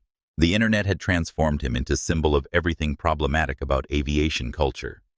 Corporate racism, male authority figures who couldn't handle being challenged by women of color. He was trending globally, memed ruthlessly, featured in academic analyses of systematic discrimination in transportation industries. But professional consequences exceeded social media humiliation. At 5:43 a.m. London time, his phone buzzed with official notification from Atlantic Airways Human Resources. Captain Thompson, you are hereby suspended from all flight duties, pending completion of internal investigation and criminal proceedings. Report to London HR office at 10:00 a.m. today. Failure to appear will result in immediate termination for cause. Do not contact passengers, crew members, media representatives, or company personnel regarding this incident under any circumstances. Suspended indefinitely. Not disciplined or reprimanded, suspended, meaning they were preparing to terminate his employment. And for cause meant pension was jeopardized. Benefits would cease. He'd be blacklisted from employment at any major airline. Union representative, who finally returned his desperate calls, was brutally honest about his situation. Marcus, I'm not going to sugarcoat this reality. Video evidence is unambiguous. Witness testimony is credible. Optics are toxic beyond recovery. We'll ensure due process is followed, but defending captain who physically assaulted passenger on camera, it's not winnable case under any circumstances. She was being disruptive and disrespectful.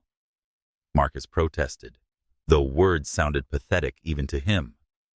She challenged my authority, questioned my competence, created disturbances among other passengers.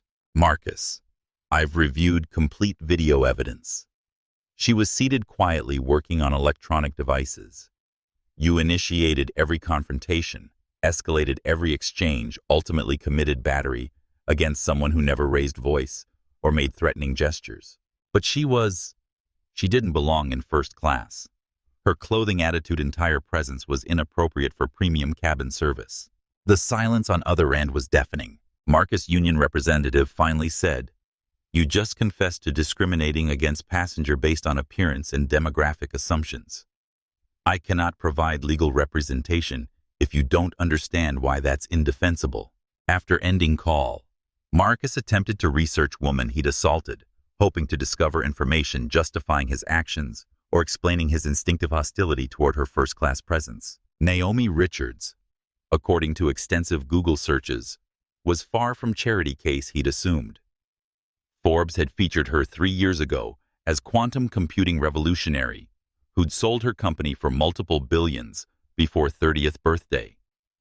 Photographs showed young woman in casual clothing, usually hoodies or sweatshirts, standing before whiteboards covered with mathematical equations resembling theoretical physics. She possessed wealth exceeding his lifetime earnings by several orders of magnitude, held advanced degrees from elite universities, developed technology powering major internet infrastructure worldwide.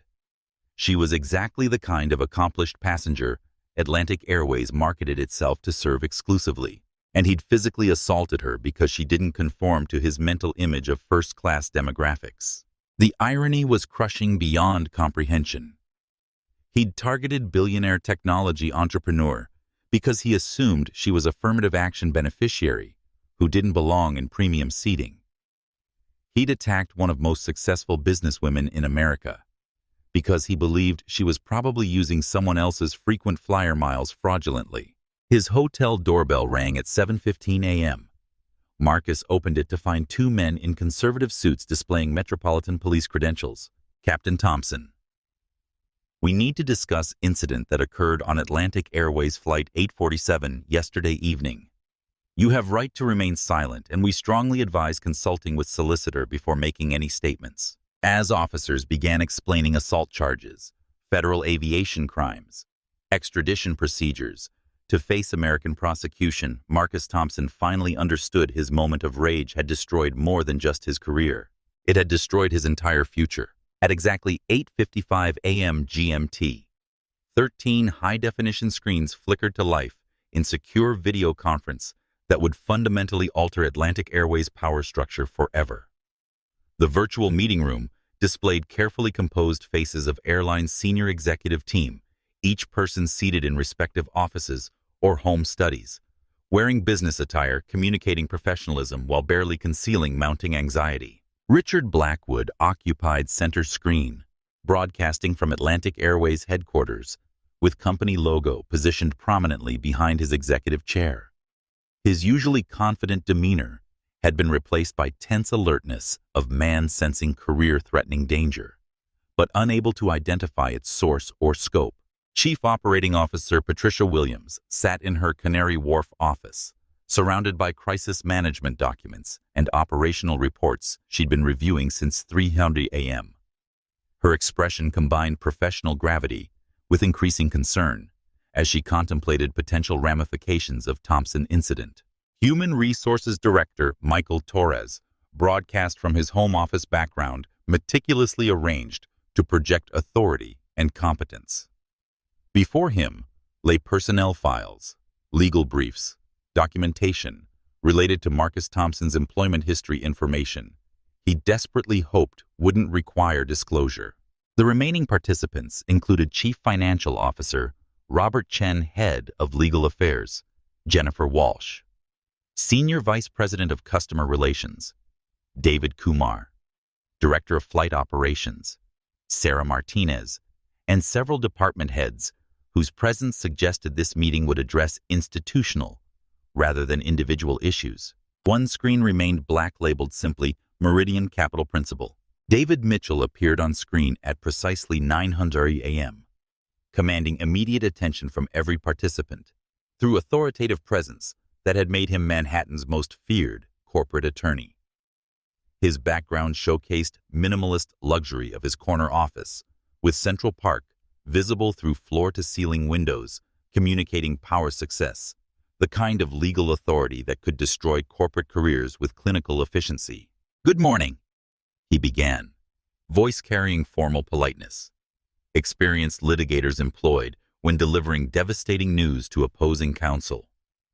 "Thank you for joining us for this emergency session. Before we proceed, I want to confirm all participants understand legally binding nature of this meeting under terms of your employment contracts and shareholder agreement governing Atlantic Airways operations." Richard cleared throat, attempting to project CEO authority, despite growing unease about meeting's unusual structure and Mitchell's prosecutorial tone. "Mr. Mitchell, we're naturally concerned about Thompson incident and prepared to discuss comprehensive response strategies.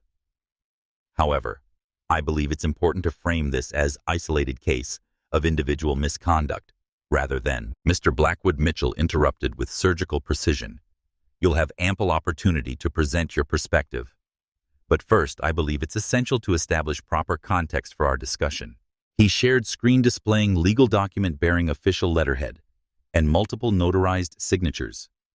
"This is formal invocation of Emergency Clause 19 to C under Meridian Capital Acquisition Agreement, filed at 5:00 a.m. GMT this morning. Effective immediately, all executive decision-making authority is suspended, pending comprehensive review of operational integrity and leadership effectiveness. Silence that followed was deafening. Every executive stared at document processing implications of having corporate authority frozen by anonymous investors who'd remained invisible for 24 months. Patricia Williams found voice first, though it carried less confidence than usual. Mr. Mitchell, with respect, we need to understand specific grounds for such extraordinary action. One employee's misconduct, regardless of severity, hardly constitutes justification for corporate governance intervention. I appreciate your perspective, Ms. Williams. However, our preliminary analysis suggests this incident represents systematic institutional failure rather than individual aberration. The passenger who was assaulted by Captain Thompson had been subjected to nearly 90 minutes of discriminatory harassment before physical violence occurred. Mitchell shared another screen displaying detailed timeline compiled from passenger witness statements and recorded evidence, each entry precisely documented with timestamps and supporting documentation. At approximately 7:15 p.m., Captain Thompson began making coded statements about declining standards and inappropriate passengers while staring directly at victim. At 7:30, he publicly humiliated her over trivial etiquette issue. At 8:00, he challenged her technical knowledge in apparent attempt to expose what he assumed was fraudulent expertise. The assault at 8:35 was culmination of systematic harassment based on racial prejudice. Michael Torres shifted uncomfortably in chair, recognizing direction of legal analysis. Mr. Mitchell, while Captain Thompson's behavior was obviously unacceptable and grounds for immediate termination, I want to emphasize he had no previous complaints of discriminatory conduct in his personnel file.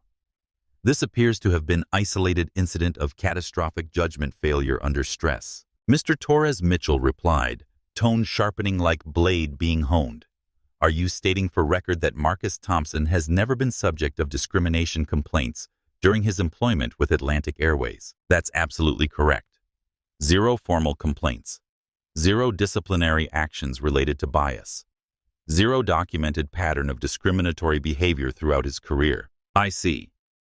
And would your answer change if I informed you that our independent investigation has uncovered evidence of complaint suppression, witness intimidation, systematic burial of discrimination, reports by flight operations, management over past 5 years? Blood visibly drained from Torres's face. Around virtual conference room, other executives began exchanging nervous glances as they realized their anonymous investors possessed investigative resources exceeding anything typical shareholders might deploy. Furthermore, Mitchell continued remorselessly. Our analysis indicates Captain Thompson's behavior yesterday was entirely consistent with pattern of institutional bias that has been tolerated, possibly actively encouraged by current management policies. Richard attempted to regain control of narrative before it completely escaped his influence. Mr. Mitchell, I think we need to focus on constructive solutions rather than unproductive accusations. We're prepared to implement comprehensive reforms, enhanced training programs, improved oversight protocols. Mr. Blackwood reform assumes existing leadership recognizes scope of problem and possesses competence necessary to address it effectively. Recent events suggest both assumptions may be fundamentally flawed. Black screen labeled Meridian Capital Principle flickered displaying connecting. Message that made every participant straighten in chairs with visible anxiety. Before we discuss potential solutions, Mitchell said, I believe it's time for our principal investor to address situation directly. Screen activated revealing face that sent shockwaves of recognition and horror through virtual conference room. Naomi Richards appeared on camera, seated in what appeared to be luxury London hotel suite. She wore simple black turtleneck hair pulled back in professional style. Lighting was perfectly calibrated to clearly display yellowish-purple bruising covering left side of her face, unmistakable evidence of Marcus Thompson's assault. Richard Blackwood's mouth fell open in complete shock. Patricia Williams gasped audibly, professional composure. cracking entirely. Michael Torres gripped desk so tightly, his knuckles turned white. They were staring at passenger. Their captain had physically assaulted victim. They'd been prepared to offer financial settlements to make problem disappear young black woman whose presence in first class had triggered 90 minutes of discriminatory harassment, ending in criminal violence. And she was anonymous majority shareholder who controlled their salaries, careers, professional futures. Virtual conference room existed in absolute silence for 23 seconds, feeling like geological epochs. 13 senior executives stared at screens, minds struggling to process cognitive dissonance of seeing same person exist simultaneously as assault victim and corporate owner.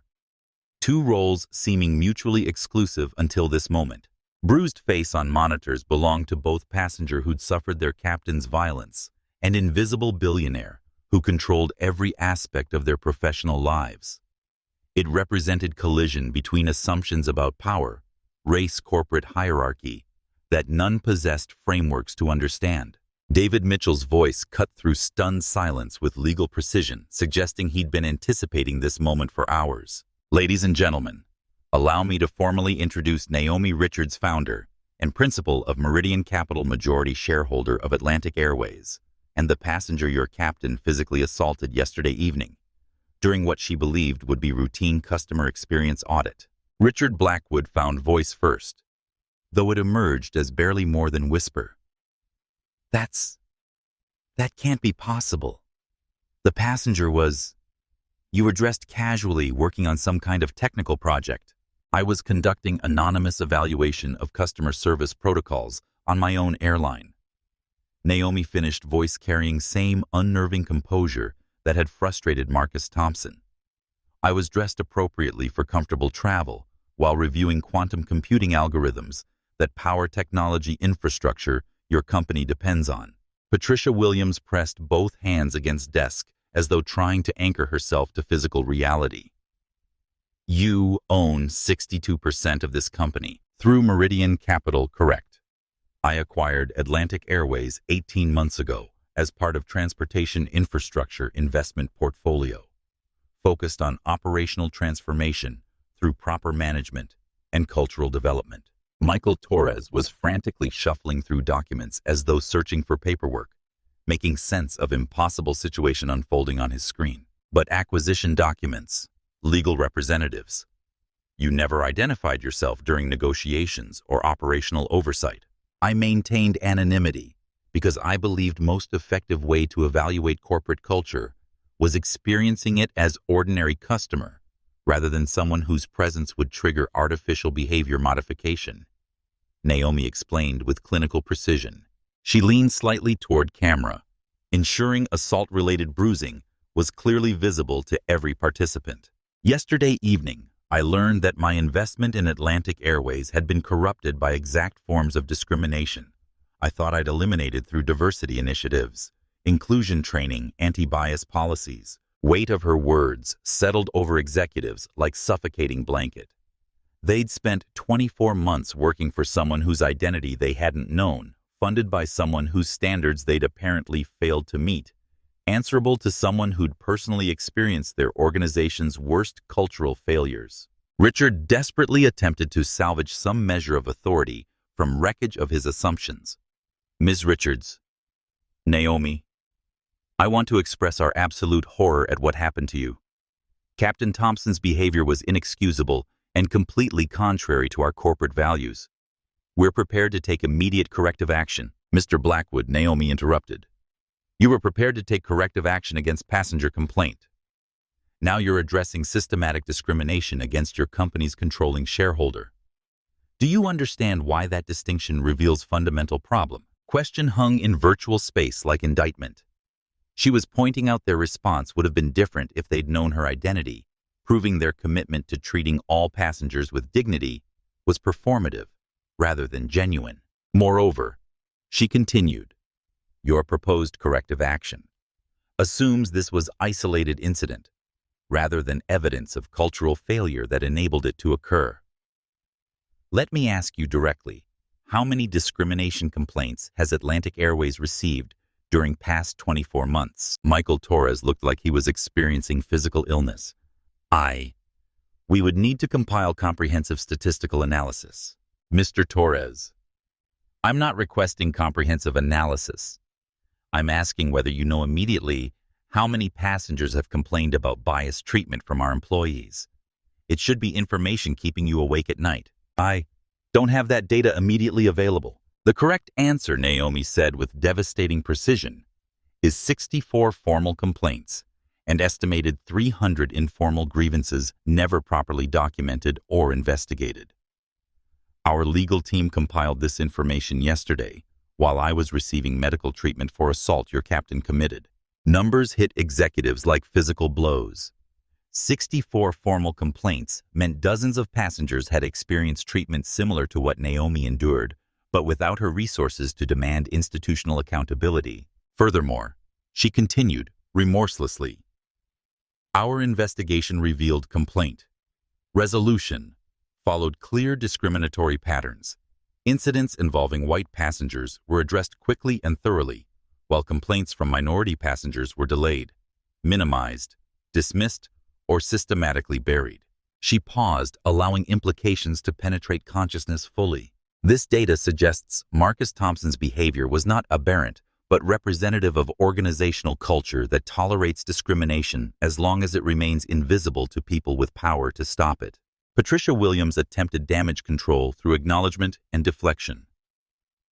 Ms. Richards, I want to assure you we take all discrimination complaints with utmost seriousness. If there have been procedural failures in our response protocols, Ms. Williams, there have been systematic failures in your response protocols. The difference is procedural failures can be corrected through better training. Systematic failures require structural transformation. Naomi's eyes moved methodically across grid of faces on her screen, making direct eye contact with each executive through camera interface. Yesterday evening, I experienced my own airline's culture from perspective of passenger who didn't conform to your employees' assumptions about who belongs in first-class seating. I was profiled, harassed, ultimately assaulted, because Captain felt comfortable expressing racial bias in front of witnesses. She touched bruised cheek with deliberate emphasis. This injury is not just personal trauma. It's visible evidence of your operational failure. Cultural toxicity, complete. Inability to protect passengers. You claim to serve with distinction. Virtual conference room fell silent again as every executive contemplated career-ending implications of her analysis. They weren't simply facing discrimination lawsuit or public relations crisis. They were confronting reality that they'd failed ultimate test administered by someone with unlimited resources to hold them accountable. Richard Blackwood made one final attempt to preserve his position through acceptance of responsibility and promises of reform. Ms. Richards, we accept full responsibility for this failure and are committed to implementing whatever changes you deem necessary. We're dedicated to earning back your trust and demonstrating Atlantic Airways can meet standards you expect. Mr. Blackwood, Naomi said quietly, my trust was violated moment. Your captain felt comfortable discriminating against passengers based on their appearance and demographic characteristics. Your commitment to change is now irrelevant compared to your compliance with restructuring that begins immediately. And with those words, every executive in Atlantic Airways leadership team understood their anonymous owner hadn't revealed herself to negotiate or discuss reforms. She had revealed herself to assume direct control of company they'd failed to manage properly.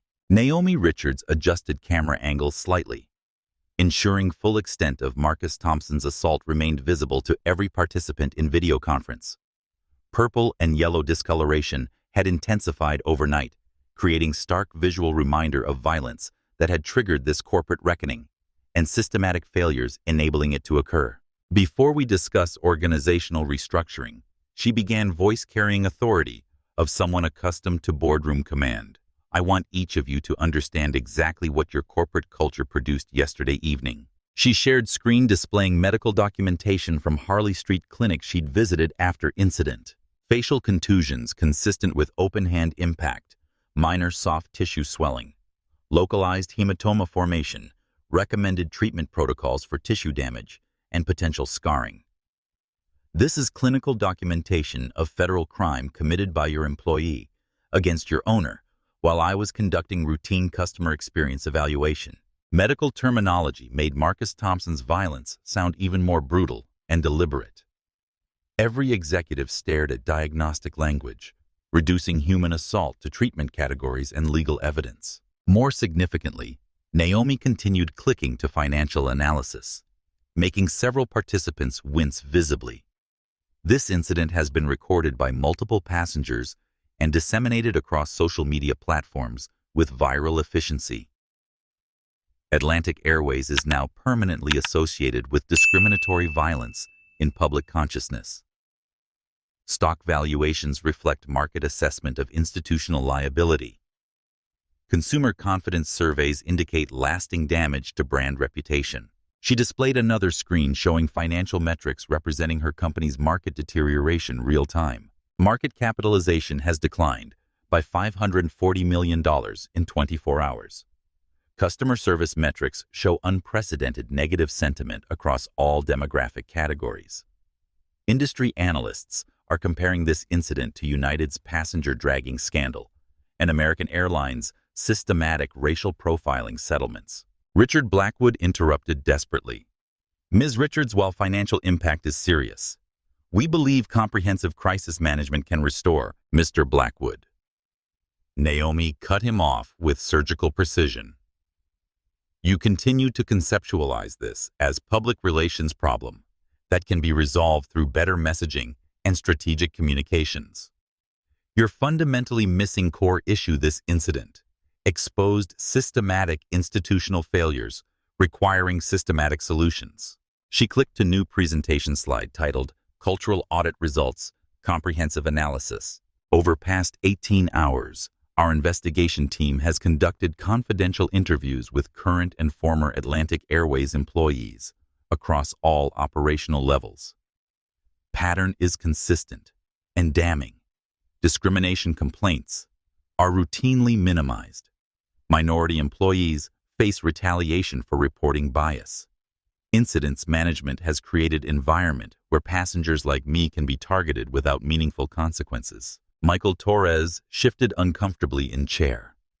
Ms. Richards, I want to emphasize our diversity initiatives and inclusion programs. Mr. Torres, your diversity initiatives are performative compliance designed to satisfy legal requirements while avoiding meaningful cultural transformation. Yesterday, I personally experienced difference between your corporate policies and your operational reality.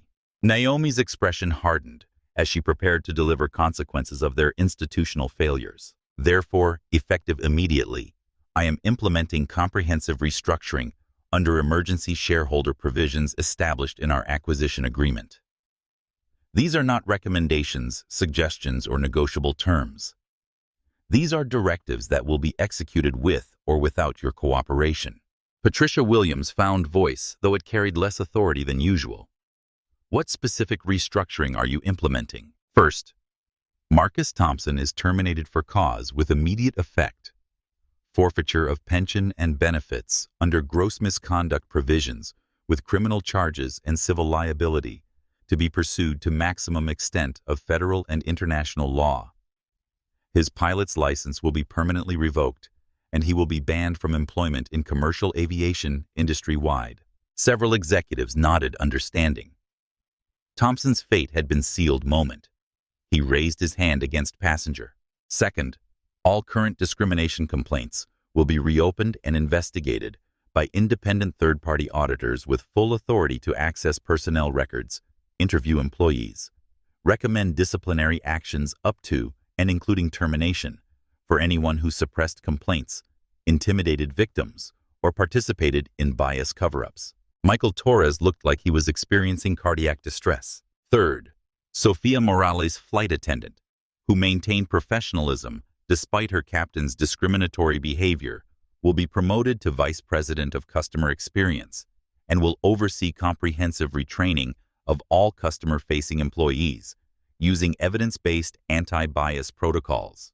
Fourth, We are establishing independent passenger advocacy board with authority to investigate discrimination complaints, recommend disciplinary actions, override management decisions regarding bias incidents.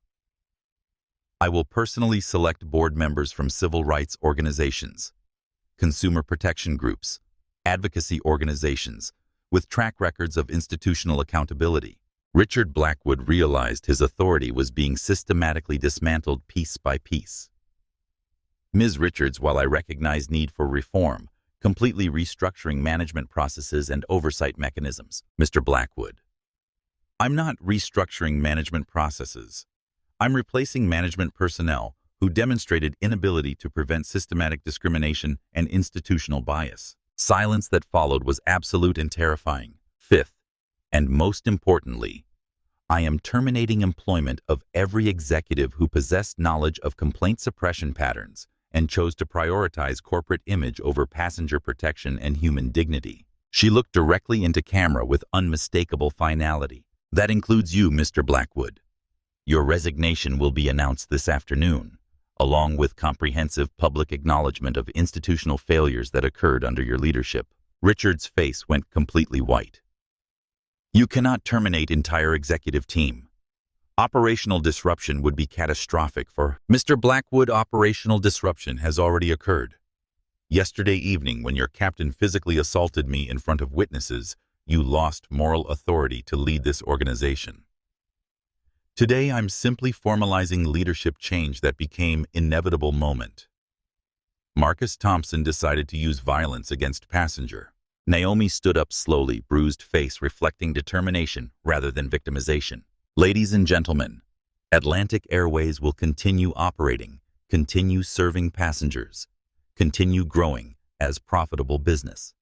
But it will do so under new leadership that understands fundamental difference between policy compliance and cultural transformation.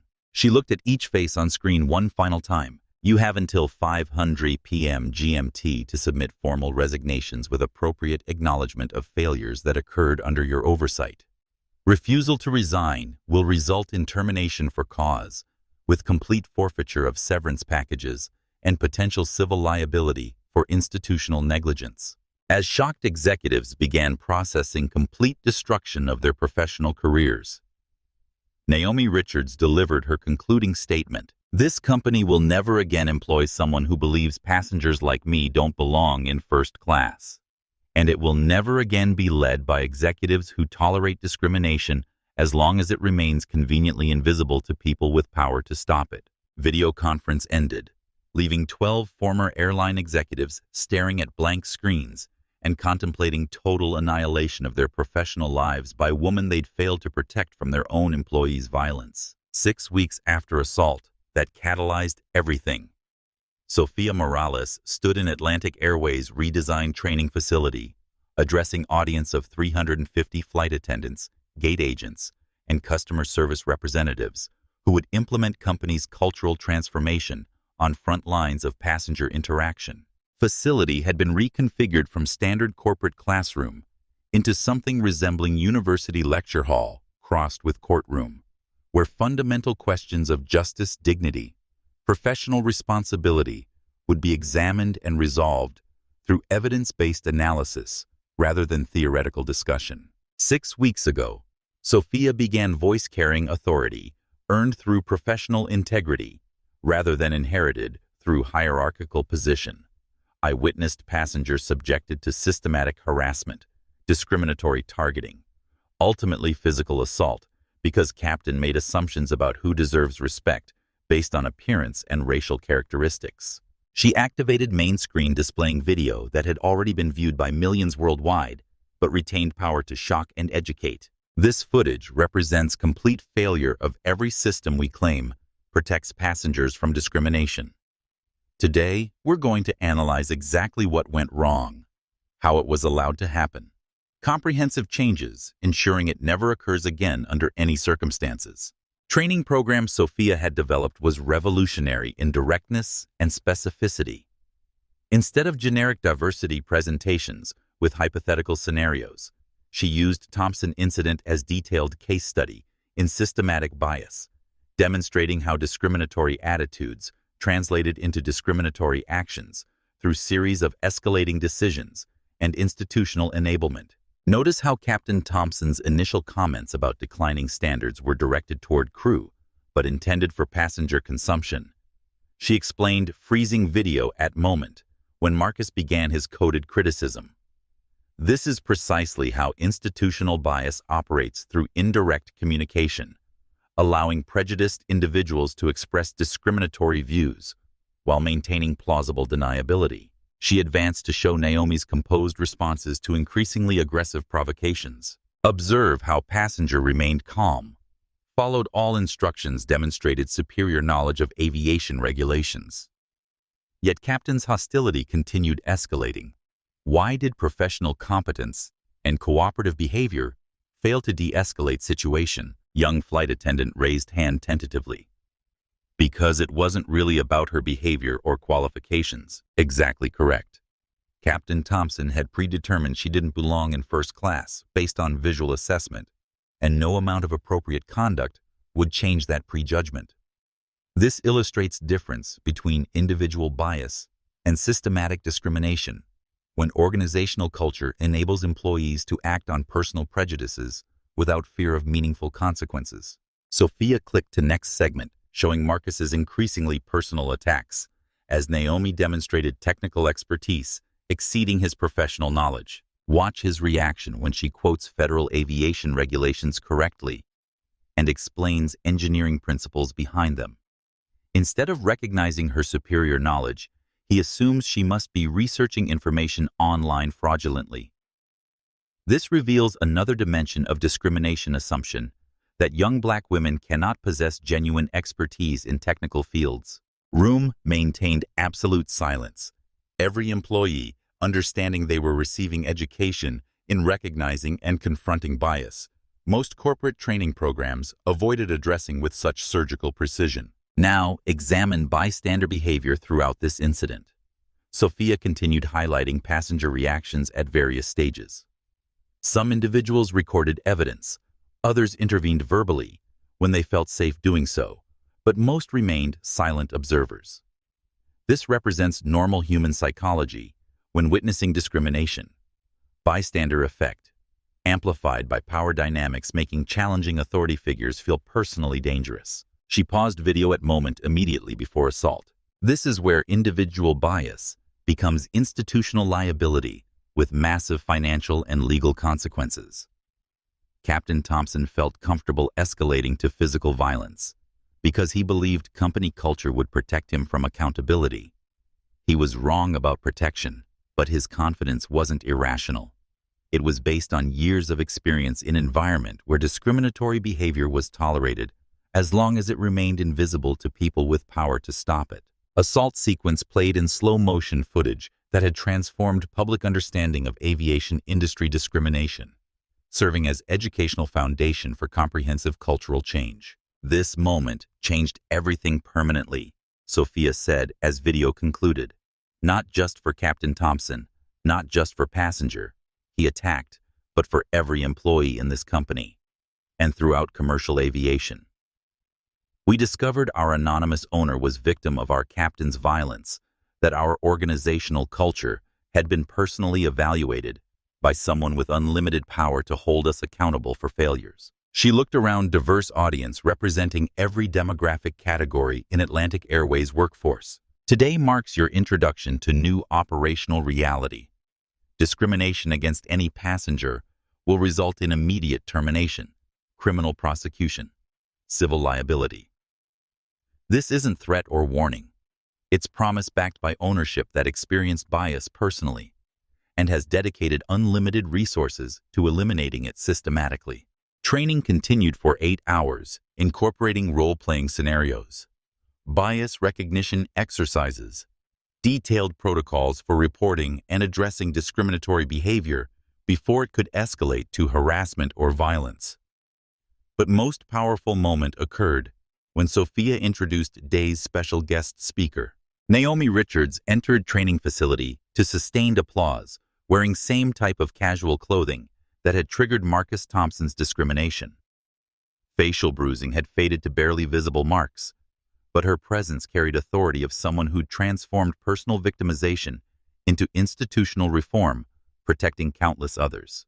6 weeks ago, I experienced your company's culture from perspective of passenger who didn't conform to employee assumptions about first-class demographics, she said, voice carrying easily through large space.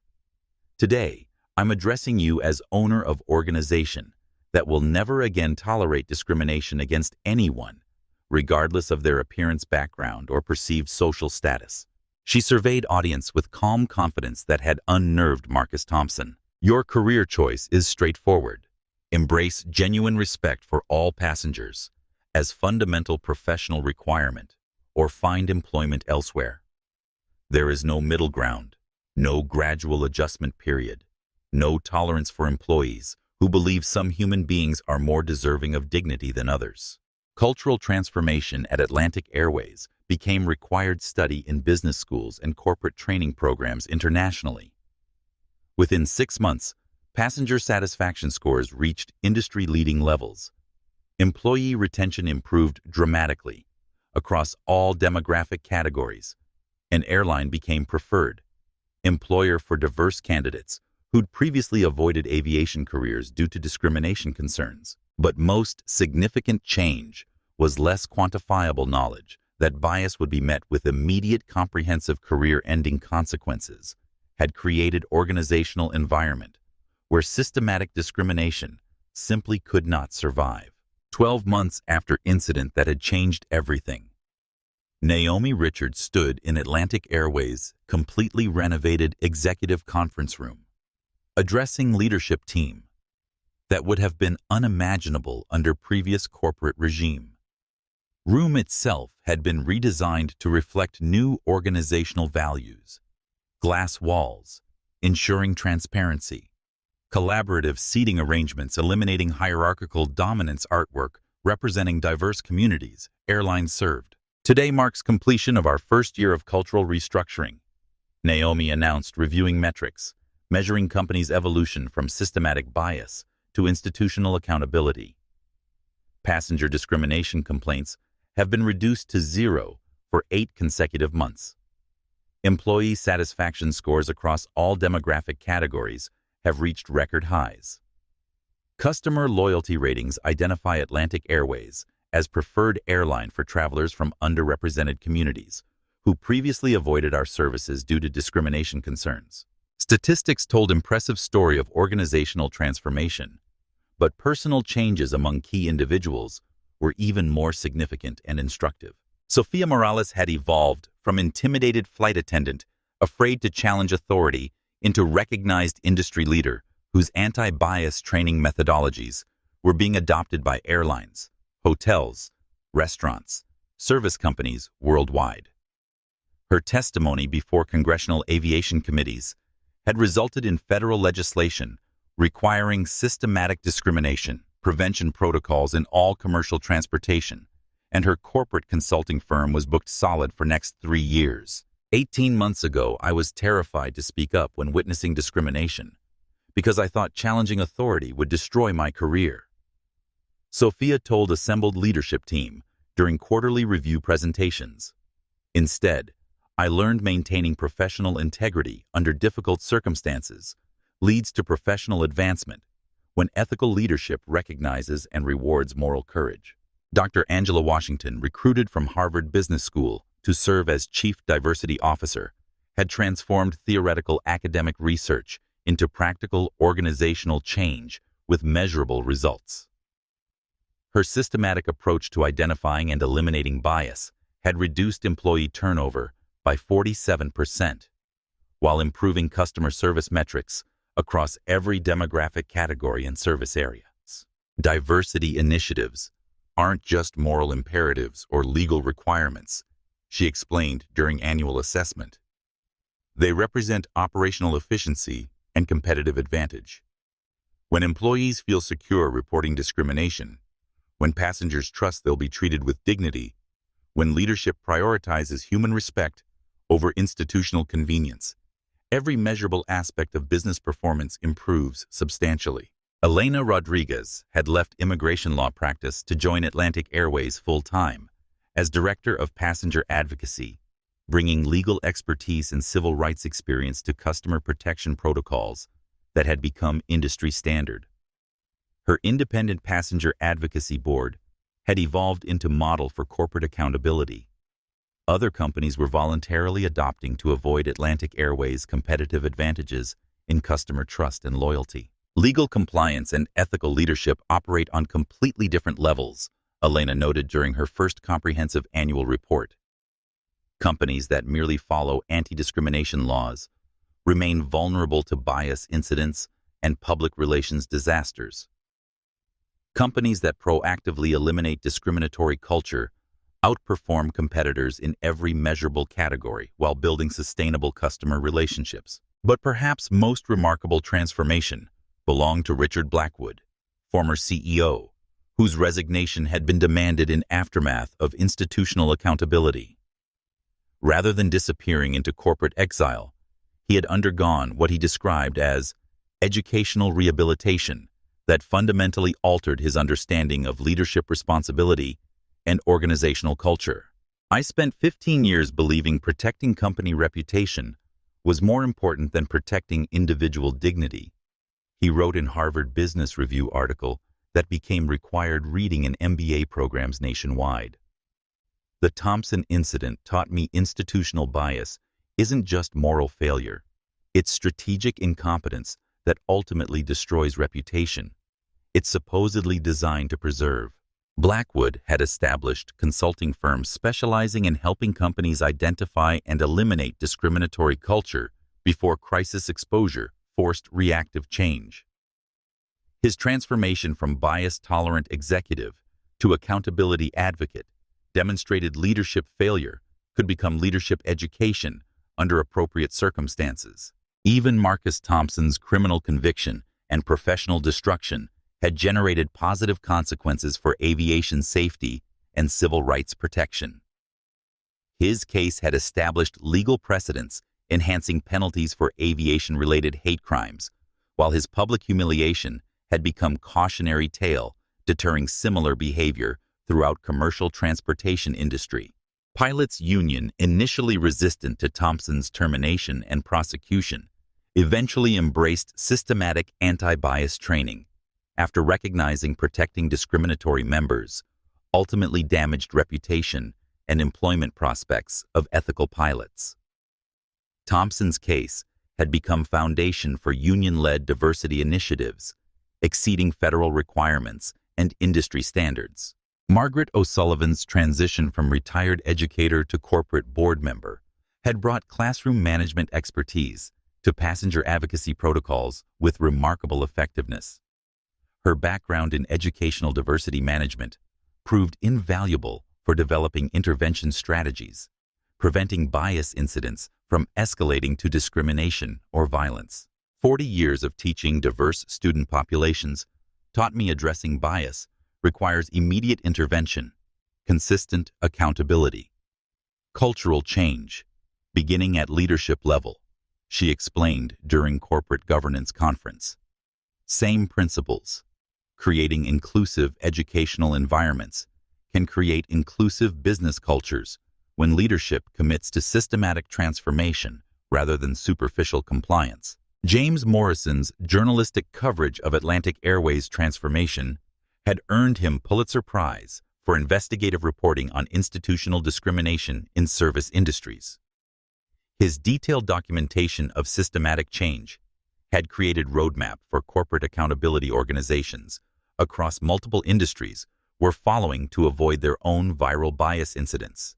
But most profound personal transformation belonged to Naomi Richards herself.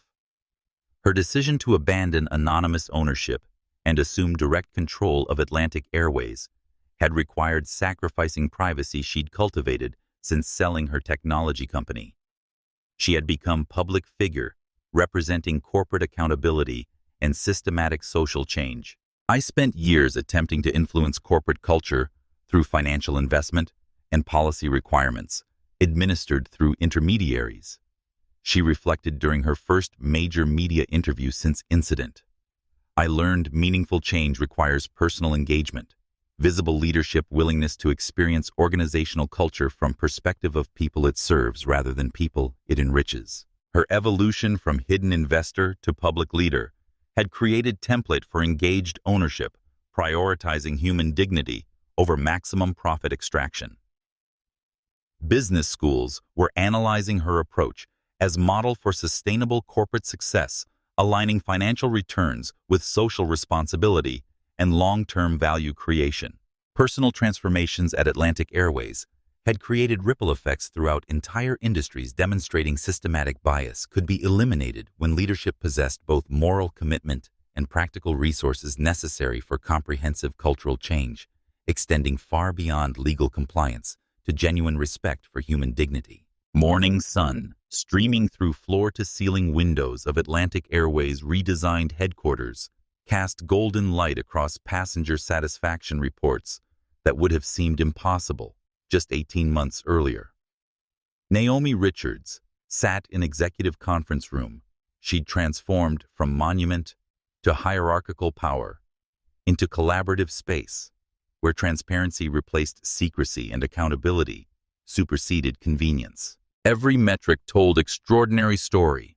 Systematic transformation had produced measurable excellence in human dignity, operational efficiency, financial performance, exceeding all projections. But ultimate test arrived at 2:15 p.m. when she walked through same JFK terminal where Marcus Thompson had once exercised discriminatory authority with impunity, heading toward identical gate where her anonymous audit had revealed depth of her company's cultural failures. Today marked her return to London on Atlantic Airways Flight 847, same route number that had changed everything, though aircraft crew, organizational culture were completely transformed. She wore familiar casual clothing, charcoal joggers, oversized gray hoodie, white sneakers, prioritizing comfort over corporate expectations. Gate area hummed with typical pre-flight energy, but atmosphere felt fundamentally different from her previous experience. Passengers moved with relaxed confidence of people trusting they'd be treated with respect, regardless of appearance, background, economic status. Staff interactions reflected genuine professionalism, rather than performative courtesy designed to avoid complaints. Sophia Morales, now wearing insignia, identifying her as Vice President of Customer Experience, greeted passengers with same warmth she'd shown Naomi during their first encounter, but backed by institutional authority, supporting her professionalism, rather than undermining it through supervisory intimidation. "Ms. Richards," Sophia said with smile reflecting genuine satisfaction, rather than nervous accommodation. "Welcome back to Flight 847. I believe you'll find experience dramatically different this time." Boarding process itself had been redesigned around principles of universal respect and systematic dignity. Gate agents greeted every passenger by name. Crew members were trained to recognize and interrupt bias before it could escalate supervision protocols. Ensured authority figures couldn't exploit positions to target individuals based on personal prejudices or demographic assumptions. As Naomi settled into seat 1A, exact location where she'd experienced discrimination and violence, she reflected on institutional transformation that had emerged from Marcus Thompson's moment of rage. Casual clothes that had once marked her as unwelcome intruder now represented company's commitment to evaluating passengers by character rather than appearance or economic signaling.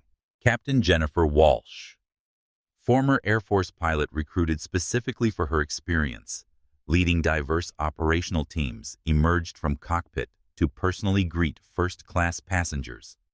Her approach embodied professionalism, respect, complete absence of hierarchical intimidation, characterizing her predecessor's passenger interactions. "Good afternoon, everyone," she announced to cabin with genuine warmth. "I'm Captain Walsh, and I want to welcome you aboard Atlantic Airways Flight 847. Our entire crew is committed to ensuring every passenger experiences safe, comfortable, dignified air travel, reflecting best values of commercial aviation." Words were simple, but they carried institutional promise, backed by demonstrated accountability. Every employee understood discriminatory behavior would result in immediate termination. Every passenger trusted complaints would be addressed seriously. Every witness knew intervention would be supported rather than punished by corporate leadership. As Flight 847 taxied toward departure, Naomi observed cabin dynamics transformed through systematic cultural change rather than superficial policy adjustments. Same first-class section that had harbored Marcus Thompson's bias now operated as demonstration of professional service excellence, treating human dignity as fundamental requirement rather than optional courtesy. Maria Santos, lead flight attendant, moved through cabin with confidence, born of proper training and institutional support. She treated every passenger with identical respect service protocols based on individual needs, rather than assumptions about who deserved premium attention or differential treatment. "Can I get you anything for takeoff, Ms. Richards?" Maria asked with genuine interest, rather than nervous deference. "Just sparkling water with lime." "Please," Naomi replied, using same request that had once triggered an hour of harassment, but now represented nothing more than routine beverage service handled with appropriate professionalism. Other passengers represented diverse demographics. Atlantic Airways now successfully served without bias incidents or discriminatory treatment. Young black entrepreneur worked on his laptop without worrying whether his presence would trigger racist challenges. Hispanic family traveled together without facing assumptions about their ability to afford first-class service. Elderly Asian woman read peacefully without being subjected to coded commentary about passenger standards or cultural appropriateness. As aircraft lifted off from JFK, Naomi felt profound satisfaction, having nothing to do with personal vindication and everything to do with systematic protection of human dignity. Marcus Thompson's assault had been intended to humiliate her into accepting discriminatory treatment as natural consequence of her racial identity and social position.